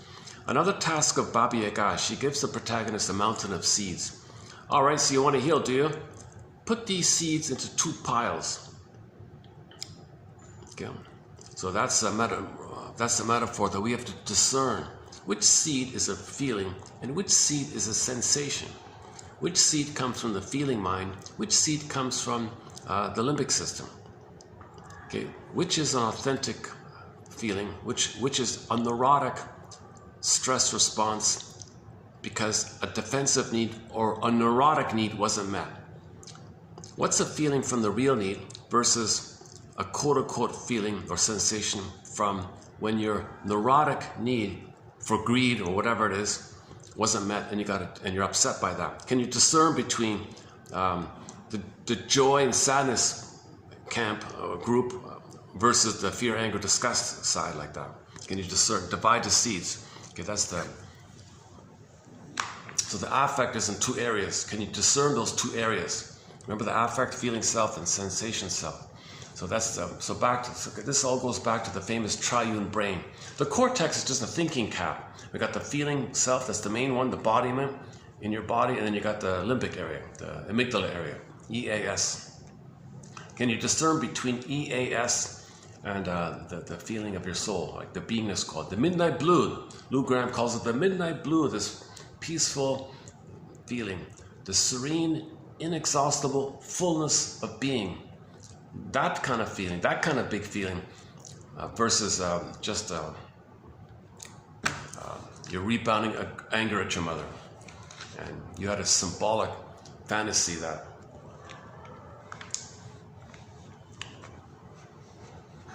if you shame others, you're going to show up the mother. Did it work? You're angry. It didn't work. So when real needs are met, you're not neurotic. But when real needs are unmet, you become neurotic, and those are neurotic needs. Can you discern between neurotic needs and real needs, and needs and feelings? Can you discern between the real feelings from the real needs versus the quote-unquote sham feelings, or ersatz feelings? Yeah, let's call it ersatz. Ersatz feelings. Yeah, that's good. Yeah. Ersatz feelings, pseudo feelings, fake feelings. Let's stick with ersatz for now. Ersatz feelings from the neurotic needs. So if your neurotic needs don't get met, if you're greedy and you didn't get it, then you got this ersatz feeling of rage. Can you just discern between ersatz feelings and authentic feelings? That's dividing the seeds, kind of thing. Another core task by Baba Yaga. Another core task by Baba Yaga is when you study defense mechanisms, you're studying the spirit of the trickster, symbolized by the rabbit. Symbolized by the rabbit. The rabbit is often used like a trickstery kind of thing. So defense mechanisms, that's a kind of a trickstery kind of thing. Identification with the aggressor, projection, projective identification, doublethink, hocus pocus. They're you, no, they're your mother. This kind of tricky stuff. Now, when you do that, when you study defense mechanisms, i.e. the rabbit, the trickster, defense mechanism, inside, okay, when you study the rabbit, poof, the duck appears. The duck appears. Inside the rabbit is the duck, he said. The duck, okay, the duck walks on land, swims in the water, flies in the air.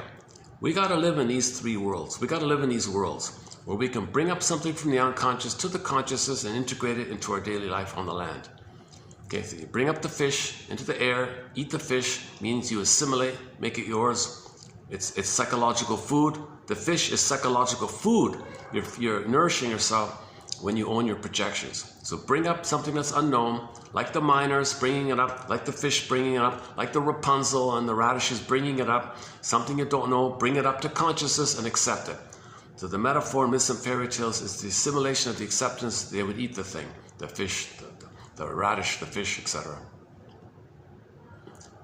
I guess if it's a jewel or something, maybe you wear it or something. Maybe you just wear it if it's a jewel or something.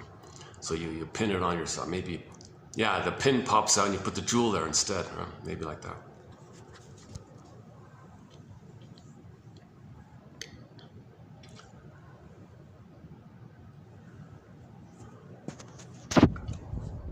Let me double check the battery here. Let's see.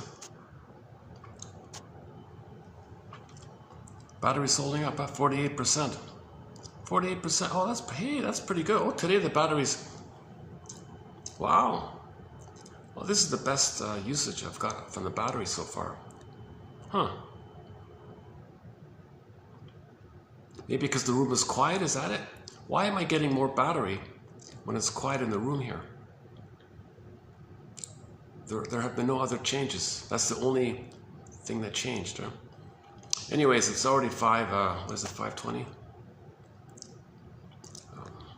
So let's wrap up in maybe 10 minutes. Luckily, the quote, it's a very light load today. A very, very light load today. So that's good. Give me a break, a bit of a break here. So we posted 26 videos on Arthur Janoff, okay, 27:45 to 70. We did like a dozen on anxiety, another dozen on narcissism, 3 on Anne Teachworth's book, Why We Pick the Mates We Do, 6 on Harding's book, You and the Narcissist. So we're posting like sets of videos on different topics or different authors or different themes like that. So yesterday we did one on Dreams by Sanford. Today there's another one by Sanford about the relationships one.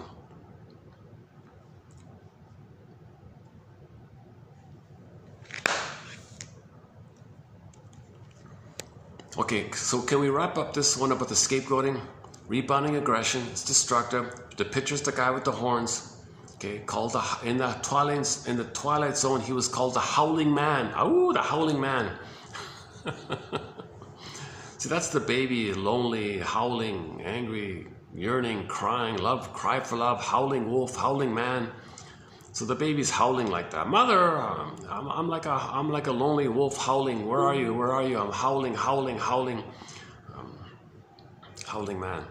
So the Howling Man episode is very good, Twilight Zone. But they mean it that the Howling Man was the guy with the horns. Right? And then he was destructive like that. So the episode was about, it's rebounding in, so it's within. He's quote unquote caged in, right? When you hold your what that episode was, when your anger goes within, the Howling Man was jailed in, right? He was celled in, right? The monks had him in the cell there like that. And then every once in a while it comes out. Then they put it back in. He comes out.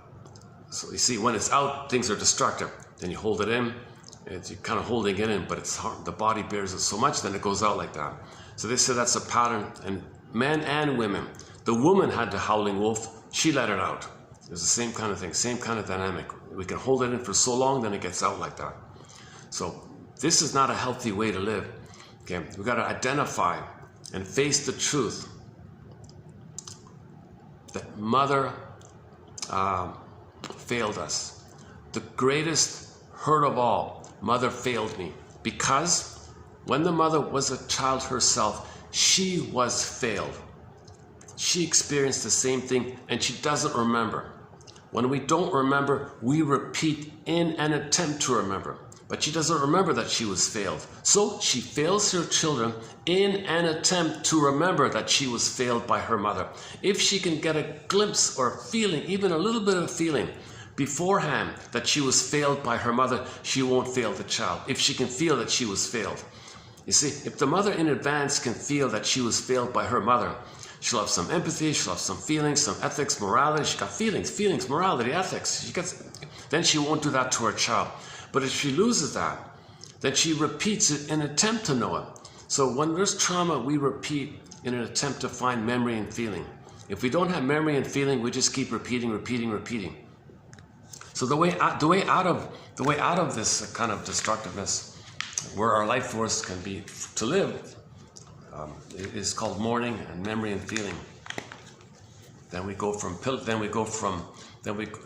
global pillage to global village kind of. We were global village, we lost it, now we're pillage mode, we want to get back to village mode. Same thing, we had our soul, we lost it, want to get it back.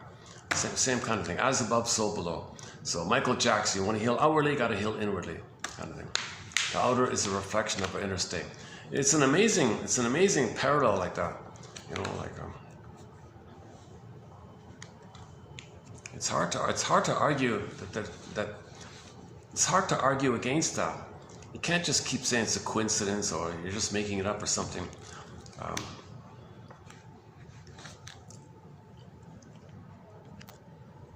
Maybe the baby, like one version of it is, Janoff says a lot of babies are not getting enough oxygen. So maybe we're polluting the air. Not getting enough, like the air quality is not so good these couple of days here. So I just want to borrow as an example. So if the air is not too clear or cloudy, if the oxygen is diminished in the air somehow, maybe that's a reflection of our experience. And we're trying to know the experience. So we create it to know it. As above, so below. We don't remember it. We create it outwardly to know what's inwardly. If we know inwardly that the mother was smoking when we were pregnant, that the mother went to the concert and we were kicking and the cord twisted around us so we didn't get enough oxygen, anoxia, didn't get enough oxygen. Then you grew up, you pick up the phone, hey, short seller, give me money polluting the planet. Give me money polluting the air. Yeah. Because he's trying to know. He's doing that unconsciously because something in him is trying to tell him, you didn't get enough oxygen when you were a baby with your mother. That's why you want to deprive everybody of proper oxygen, because you need to know that. So you're doing it. You've identified with the aggressor. You're going to deprive everyone of oxygen because your mother didn't give you enough oxygen. So you're going to deprive people of sufficient quality oxygen because you didn't get sufficient quality oxygen. As above, so below. Same with the pollution. Okay? Baby felt toxic food can pollute the planet. So there's pollution on the planet because we felt polluted. The memory is internal, intrapsychic, endopsychic, template, schema, script, model, inner, psychic, memories, inner. Okay, so the outer is a reflection of our inner. So we pollute on the planet because the memory is we were polluted by the mother, i.e. she shamed us, or she was the wicked queen and had these toxic thoughts and toxic food and so on. The comb and the apple and all that. So we create outwardly a reflection of our inner state. Our inner state functions like a prototype of us and the mother, and we're frozen there. And all of our days are a reflection of that frozenness. If we can analyze our days, we can loosen up and mourn. Then we can be in the present, build a Jane mind, be in the present, and make reasonable decisions. When you're under stress, you can't think clearly. You're just blindly doing stuff, right? When you get your feelings back, you think more clearly, more reasonably. You come from the golden ball place. Shirley Temple, the blue jay of happiness is within. Okay. Yesterday we ended up with Shirley Temple. Okay, the bluebird of happiness is within.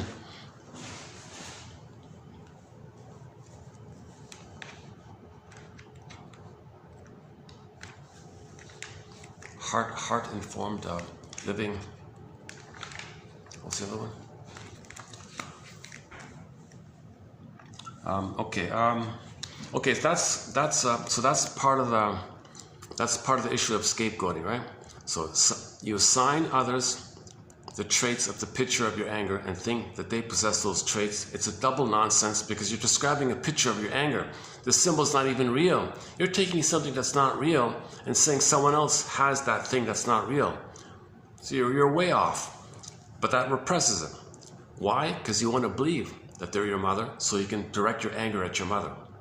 Now, to convince yourself that you're your mother, you coax them. Come on, do something slightly dangerous. Be a little angry. Aha, I knew it. Now I'm angry at you because you're my mother. Now go away, kind of thing. Scapegoating phenomena means you think that the memory in your mind of your mother always there can go away. Nonsense. This magical thinking, all it does is repress. When you repress, you project.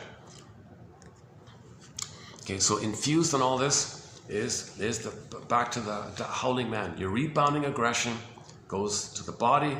The howling man is caged. Okay, when it goes out, it's destructive onto the world. And that's what we see in the episode. He's destructive onto the world, but we can hold him in for a while, he's out. So we saw this dynamic where they caught the howling man, he escaped, okay, and all this, and then you caught him again, he escaped, caught him again. This has been going on for a long time. So that Twilight Zone episode is kind of pointing this thing out. Again, Twilight Zone. Gabe's story, Wong's Lost and Found Emporium, Take My False Life, Please, To See the Invisible Man, okay. Shadow Play, okay. About the recurring looping nightmare one. Nick of Time, okay. And a few others.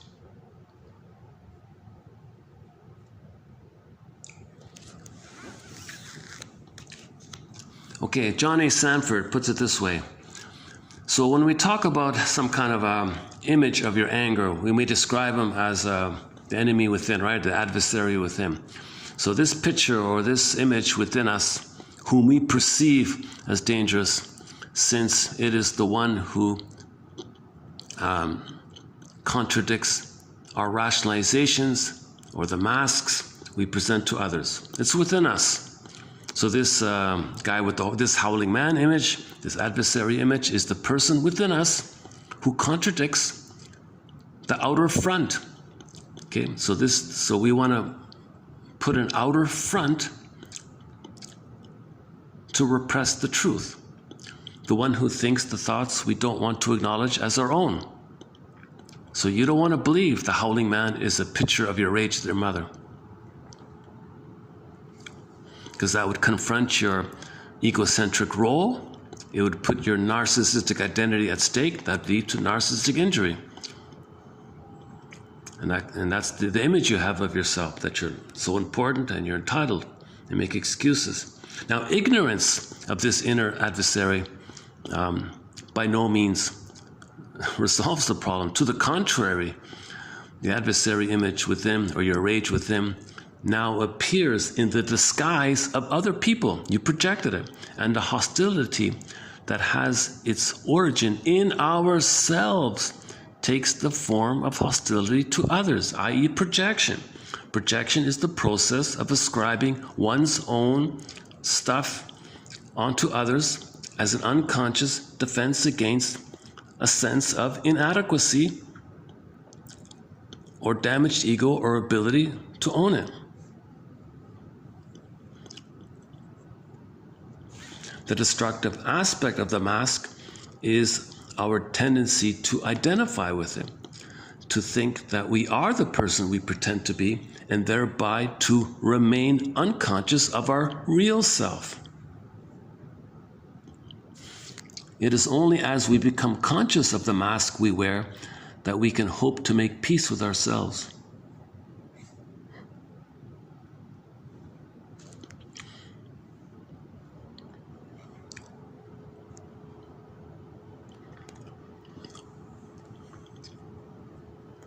Individuation is the lifelong process of becoming the fully human beings we have been created to be.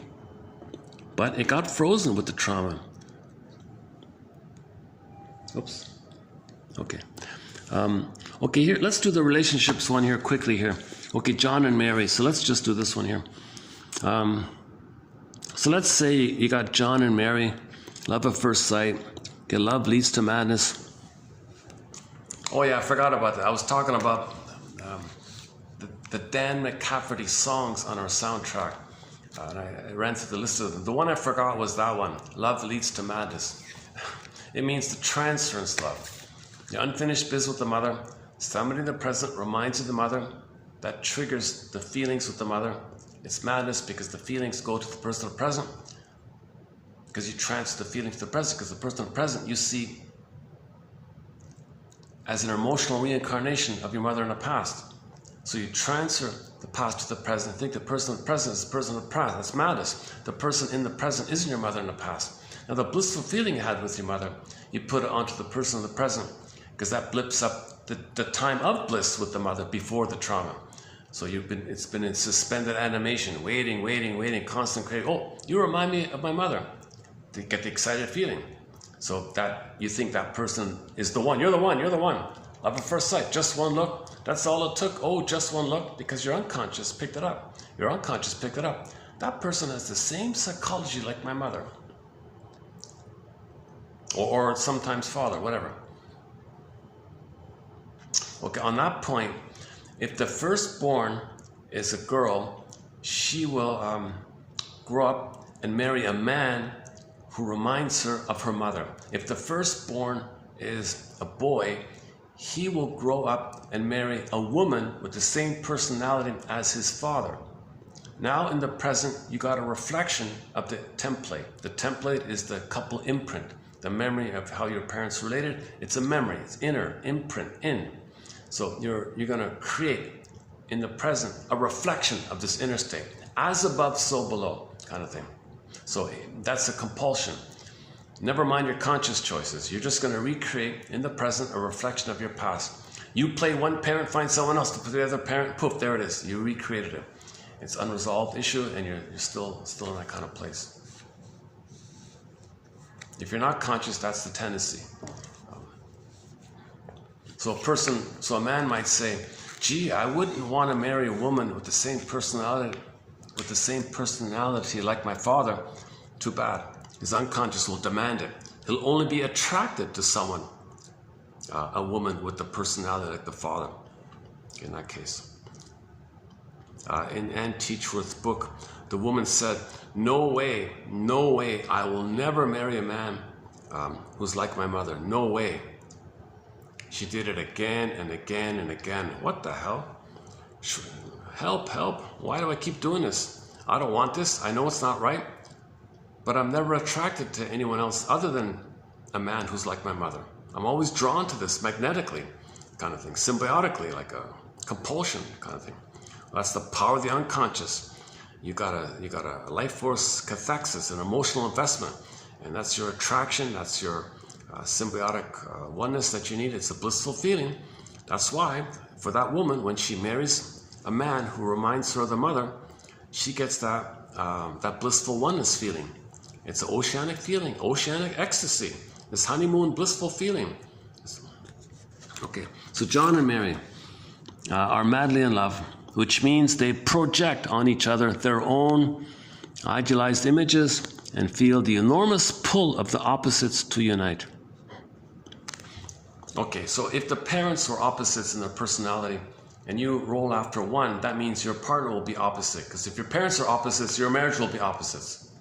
If your parents are like attracts like, likewise, your relationship will have a like attracts like quality. Why? Because you role model and choose how one parent chose. That means you're going to choose how they chose. So if they chose someone just like them and you choose like them, that means you're going to end up with someone similar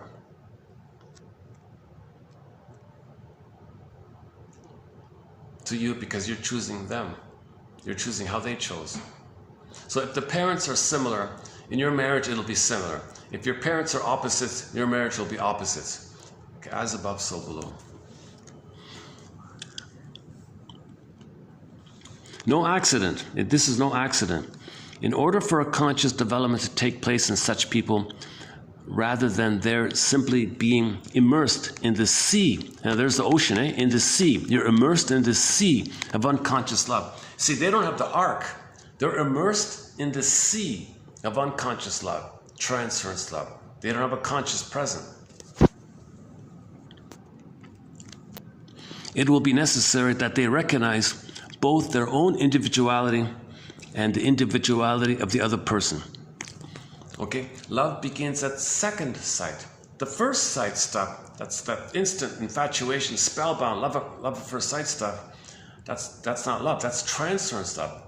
When you pull back the projection, if you can, and get to know them for who they are, that process begins love at second sight. Love is at second sight. The first sight stuff, that's called transference love. That's not love. Real love begins at second sight. Because love means it's person to person. But in transference love, you don't even know that person. Just one look, oh, you're the one.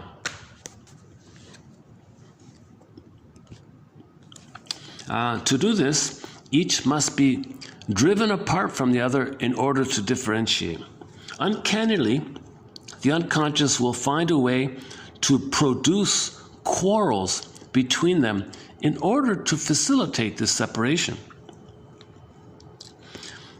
So that's the positive intention of why you're arguing.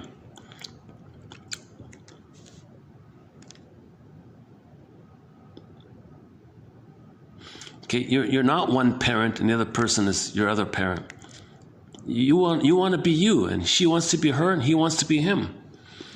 Since the disappointment in each other now becomes very great, the earlier love, quote unquote, easily turns to hate and disillusionment. Now you get into all these songs, right?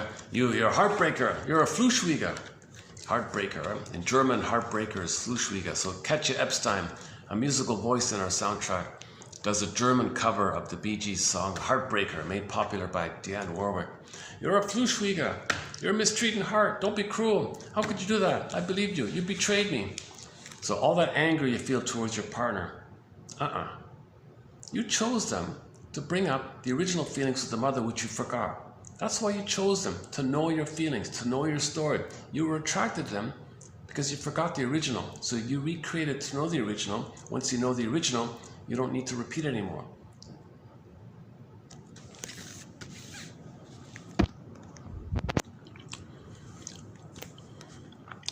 Okay, so if you say, you lied to me, well, your mother lied to you. If you say, you led me on, no, your mother led you on. You say, you broke my heart, no, your mother broke your heart. Okay, only if John and Mary can come to see the inner meaning of their relationship and so bring it to a higher level of consciousness. Okay, you got to build a Jane mind, right? Can it hope to last? Love at second sight. You got to be conscious of what's going on. But in this case, the union of opposites will have to take place in the development of the personality in each of them, and not as a mystique unconsciously drawing them together. Okay, this mystique is the symbiosis. Oh my God, in that Gidget show, one of the episodes, the title of the episode is a question. Is it love or symbiosis? I thought, whoa. So they actually used the word symbiosis in the film. Because maybe the father and the daughter, he was worried he might be using the daughter like, it was getting too close almost, right? He was told, you're not letting your daughter be free. You're in a symbiosis here. Why do you make your daughter rub your back? Come on. Your daughter shouldn't do that. Your wife can do that. It's something your wife might do, not your daughter. Like, come on, you're really crossing lines. So he freaked out and said, yeah, go to Paris, go away. So he freaked out like that because he was afraid of this issue of symbiosis. So the man might transfer his need for the mother onto the daughter and pull the daughter into a oneness. And it did look a little bit like it because she cooked for him, knew every little thing that he liked, did all these little things for him. She was turning into a perfect wife for him almost. So he unknowingly was doing that. It's a love or symbiosis. So they faced this kind of issue, right?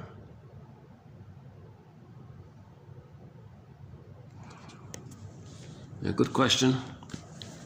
So that's the mystique, or the participation mystique, mystery, this symbiosis fusion. So the father can't do that.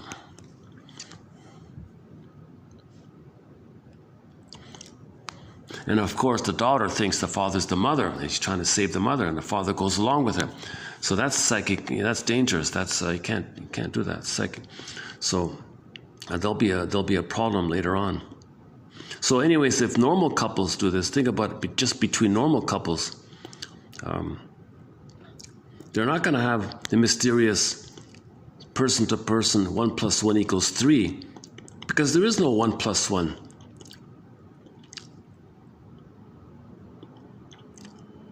So the 0 and the 0 becomes the mystique, looking for some kind of 1.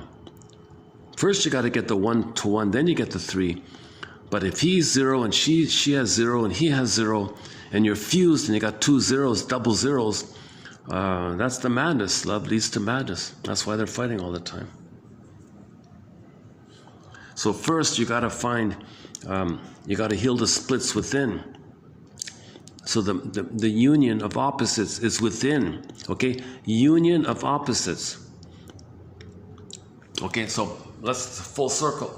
let's come full circle here. We began this video with Snow White and the Prince. So Snow White is sleeping in the coffin, and the image of the kiss coming, of the prince coming, the kiss, she wakes up. Okay, that's not an outer person. That's the energy that she can now do from a beingness. That moment when she heals her beingness and can kiss, like spark, she can do from the beingness, that spark or kiss. Okay, then she wakes up, maiden king. So there's like a marriage there, a wedding there, union of opposites, yin and yang, princess and prince, they kiss, union like that, together like that. So it's not an outer marriage kind of thing. It's an inner, so-called inner marriage. The inner marriage is symbolic when the masculine energy, the doing, can now exist because there's a healed being. When there's a healed being, now the beginning, the spark, is that there can be a healthy doing. Now the doing, masculine, being feminine, now you got the inner marriage.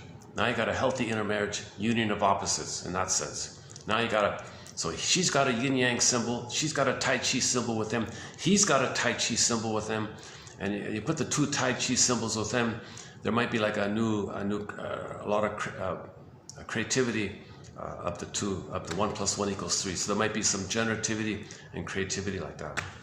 The fireworks will be different. It'll be a different quality. It'll be like a fireworks that's everyone's better off.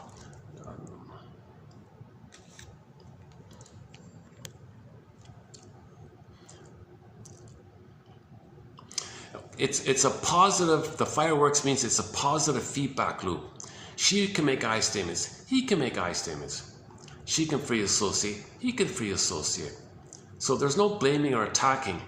He's living in the present, she's living in the present. He's creative, she's creative. They blend together their creative interests and create some new project that includes both interests, and that new project is broader than the sum of the parts kind of thing. So now you got the synergetic effect like that. So that's that kind of fireworks from there. It's a different kind of fireworks of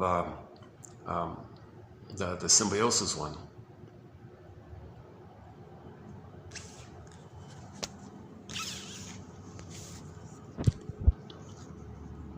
Lifelong process.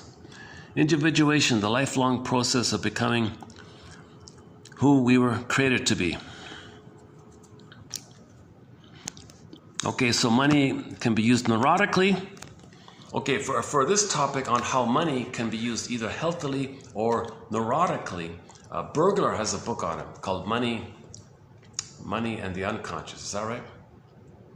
Money and the Unconscious. He's got like a list there, about that. So you got all this money, but it's all motivated by infantile issues. Envy, greed, spite, showing up the mother. Greed, vindictiveness, getting back at the mother. All this petty stuff. So that's the neurotic use of money versus the healthy use of money. Money is not meant to have such infantile emotions, such intense infantile emotions to it. But you'll notice that with a lot of wealthy people, they have a very intense infantile emotions associated with money. You'll see that. Few people come to counseling who are not driven to do so by some injury. Yes, you only go into therapy when you're in pain, right? Others who can maintain the illusion of self-sufficiency will avoid contact with the inner life. Okay, so if you're a quote-unquote successful narcissist, you never have to heal. They are too content and absorbed with outer things to pay attention to inner things. Those who first come to the inner world, though they are first motivated by some injury or failure in life, they may, through their contact with the inner world, not only be healed, but also find the springs of creative living. That's kind of like an initiation kind of thing. Might be an initiation. Woodman would describe it as the caterpillar, a cocoon, butterfly dynamic. The caterpillar doesn't go into the cocoon to then come out as a better caterpillar. No, the caterpillar at midlife, we want to be something totally new, like a butterfly. A butterfly is totally new from the old one, right? That's an image that you're really being yourself. Like you're going to be your authentic self now, the butterfly, versus the old lead of depression and anger, cynicism, ennui, all that stuff. The caterpillar. So so when Snow White's in the glass coffin, it's kind of like the time in the chrysalis, the transformation, like a time of withdrawal, self-reflection, changing, healing. Yesterday we talked about the fish and the dreams. So fish are a favorite symbol in our dreams for contents of the inner world. Fish lurk beneath, well, in fairy tales. This should be fairy tales. Fish are a favorite symbol in fairy tales, maybe sometimes dreams, I don't know, for contents of the inner world. Fish lurk under the surface. They may be abundant, but they are hard to see. However, they may be caught by patience and skill, and when they are caught, they may be eaten, and so taken into oneself as psychological food. The contents of the inner world are also below the surface. They too may be lifted up into consciousness and taken as food for our lives.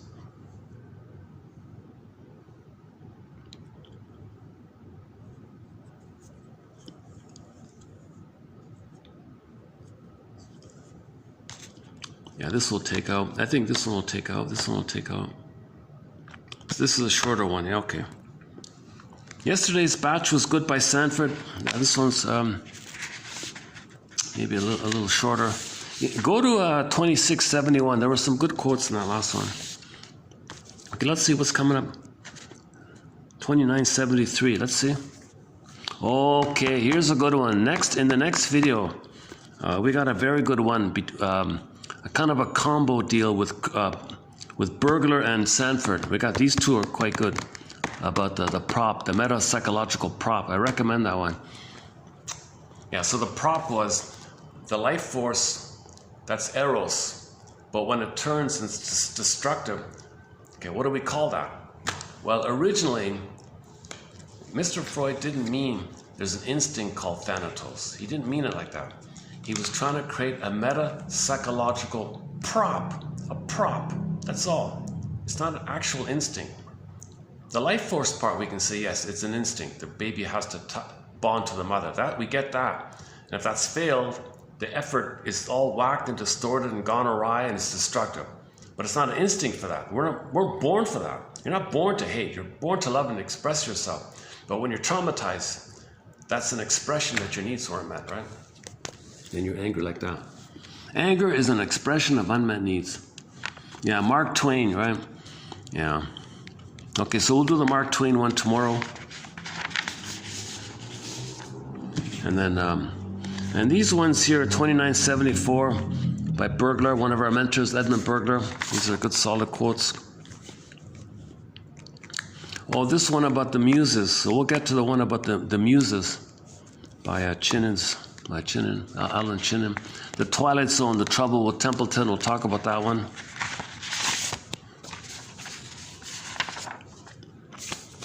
Okay, a little bit from Joyce McDougall about narcissism. Okay, we'll get there.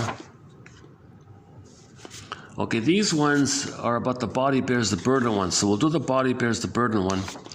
That's 77, 78.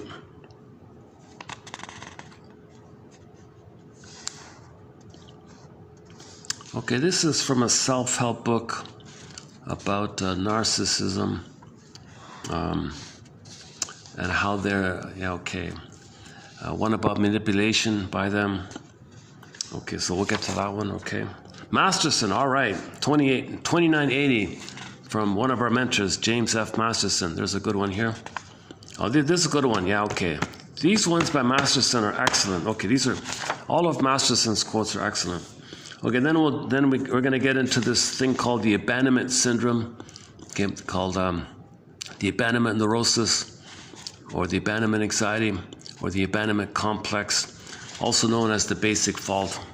So that's coming up as well. So the abandonment neurosis is also known as the basic fault. So that one's coming up as well. One about the birth order, Andre Green. Some definitions, some terms there.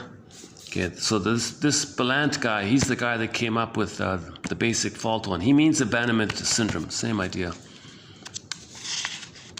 We'll talk about the comedy, Stand Up and Be Counted, the feminism comedy. The opening line is very interesting. Okay, from the Gidget show about narcissism, quote, there are many differences between boys and girls, happily, but narcissism is not one of them. When it comes to the me of things, it's everybody's dance. Sort of a ego a go-go. Ego a go-go. See, that show, that simple, fun little, kind of Beach Boys kind of surfing on the beach, kind of teenagers playing on the beach thing. That's there's some psychological points in there, like this one here, ego a go-go. And earlier I mentioned the one about how a Gidget was keeping her sister and her husband together, and the one about the symbiosis topic. So they do discuss it a little bit. Okay, so here's the one about the basic fault one that's coming up. And the new author, Lavinia Gomez. So we'll have a new author coming up, Miss Gomez. Miss Gomez. I just discovered her book. She's got it. She writes clearly. She does sort of like an introduction to some of the key names in object relations theory. Again, object relations theory is the study of the internalization of interpersonal relationships. He internalizes it. It becomes a model, working model, schema, traumatic script. And from that prototype of himself and the world, mother was the world, and how he coped with it, those defense mechanisms of how he dealt with the world, the mother, it's set in there. That means he's going to go through life seeing all of his days through that lens. His days, he'll see all of his tomorrows through that one lens of yesterday. That's neurosis. That's what we need to update and shine a light on. One guy says we want to pick the threads of a traumatic script, use those threads to weave a healthier script. One way of saying it. These quotes give us night vision and a lantern. Sometimes they're a lasso of truth to bring it up. They help you to be a psychological Columbo. I'm just seeing some clips show up, the Columbo clips.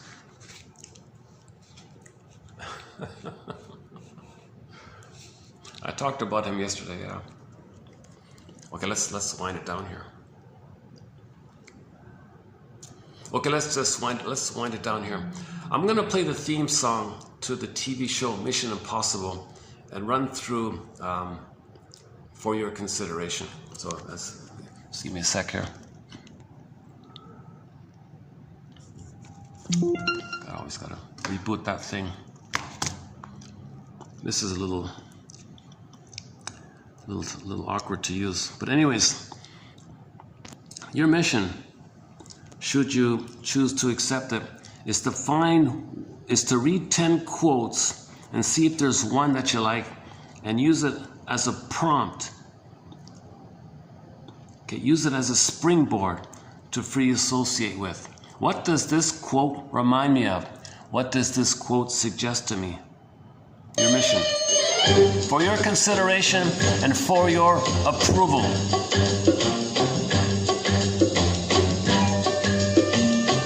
When a feeling comes up, validate your feelings.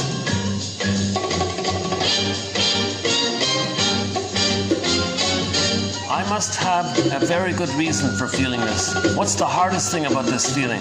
Validate.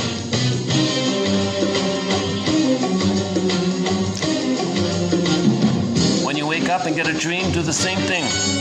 What does this dream remind me of? Dreams are letters from you to you. Dreams are letters from you to you. Okay, Sanford has the line that when you get a dream in the morning, treat it like a letter. from your own inner child of the past sending you a letter. Don't you want to read a letter from your soul like that? From your own inner child of the past? Everything about you that you forgot, repressed, denied. Okay, your double self, your secret self, your shadow soul, your inner child of the past, the one who walks with you, who's not like you, who is you. Okay, well, hang on. Okay, everything about you that we don't know, it's called repressed, denied, okay, like that. You put it all together, it's called the double self, the secret self, the shadow soul, the one who walks with you, who's not like you, who is you. Someone's living my life I know nothing about. Okay, that's you, it's your double self. If your double self sends you a letter, if you send a letter to you, don't you want to read it? Now included in there, we can say is the inner child of the past. So there's two ways of saying it, I think. In other words, if your soul sends you a letter, don't you want to read it? Put it that way. So Sanford makes a big deal about this. So when you wake up in the morning, whatever you remember, do the same thing of the free association for your consideration. Once again, I'm not a shrink or a professor, but we do have 10,000 excellent quotes, I think, with the hope being that 1 out of 10 will click. So read 10 and then find 1. If you get none, that's okay. My apologies. Try that. You might get 2 in the next. You might get 2 the next time. Sometimes I find 3 or 4 in one set of 10. Sometimes I find none. Usually I find 1. Like today. What would? Yeah, hang on. What's today? Where's today's one? This one here. Yeah. Like today's one. Yeah, I like this one, the John and Mary one. I'm gonna go with that one, the John and Mary one. This one's okay too. The adversary one, it's with him. Okay, but once again, just quickly, the Forbidden Planet. Okay, it's a science fiction film, 56. This planet in the sky, it's a massive machine made by aliens called the Krell. These Krell people were millions of years ahead of humans. They built this massive thing. This massive thing, this planet, Forbidden Planet, it doesn't belong to you. I don't know. If you're on it and you have a thought, poof, there it is. It would make it. The machine would make it. Like a 3D printer or something. I don't know. So Morbius was on there trying to figure this out. And he got to the point where he understood that if he had a conscious wish, he would see it made there. But he didn't quite know that the planet would materialize his unconscious wish. So when he was angry, okay, at somebody, a monster of the id would have poof on the planet. It looked like the Tasmanian devil. He didn't know it was created by the machine which he's linked to. So the planet was like an extension of his unconscious. Like it served as unconscious. So he was in the process of realizing that these monsters, they come from the unconscious. The monsters are pictures or symbols of your rage. So the rage is with him, the anger is with him, so the picture's with him. So the monster's with him. The guy with the horns is with him. The howling man is with him. All this stuff is within. Because that's the symbol, because the baby's brain is imaginal, so it's within. If you don't believe that, or you don't want to admit that, then you end up projecting it onto others, and that represses, and you don't heal. The whole point of the film is to teach you that it's within. I won't play it now, but our linked song for this topic is Back to Delirium, a song called Self-Saboteur. Can't you see? Can't you see? Can't you see? It's all within you. You are what you despise. Great song. Should we rap? Should we do it? Do you want to hear it? Do you want to hear it? Self-Saboteur by Delirium. Okay, let's close up with Self-Saboteur by Delirium here. Great song. Listen to the lyrics of this song.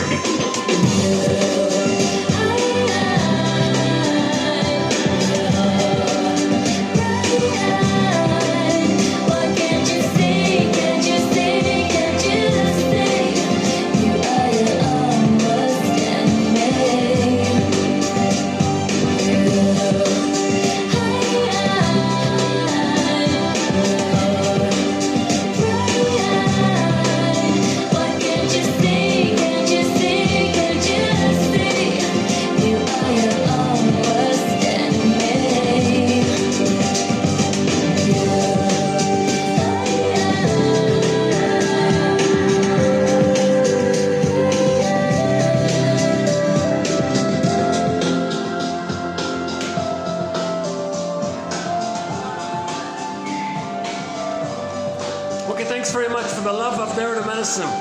I'll see you in the next video. Your mission is to find one quote and pre-associate with it. For the love of narrative medicine. Thank you very much. And let's continue to individuate.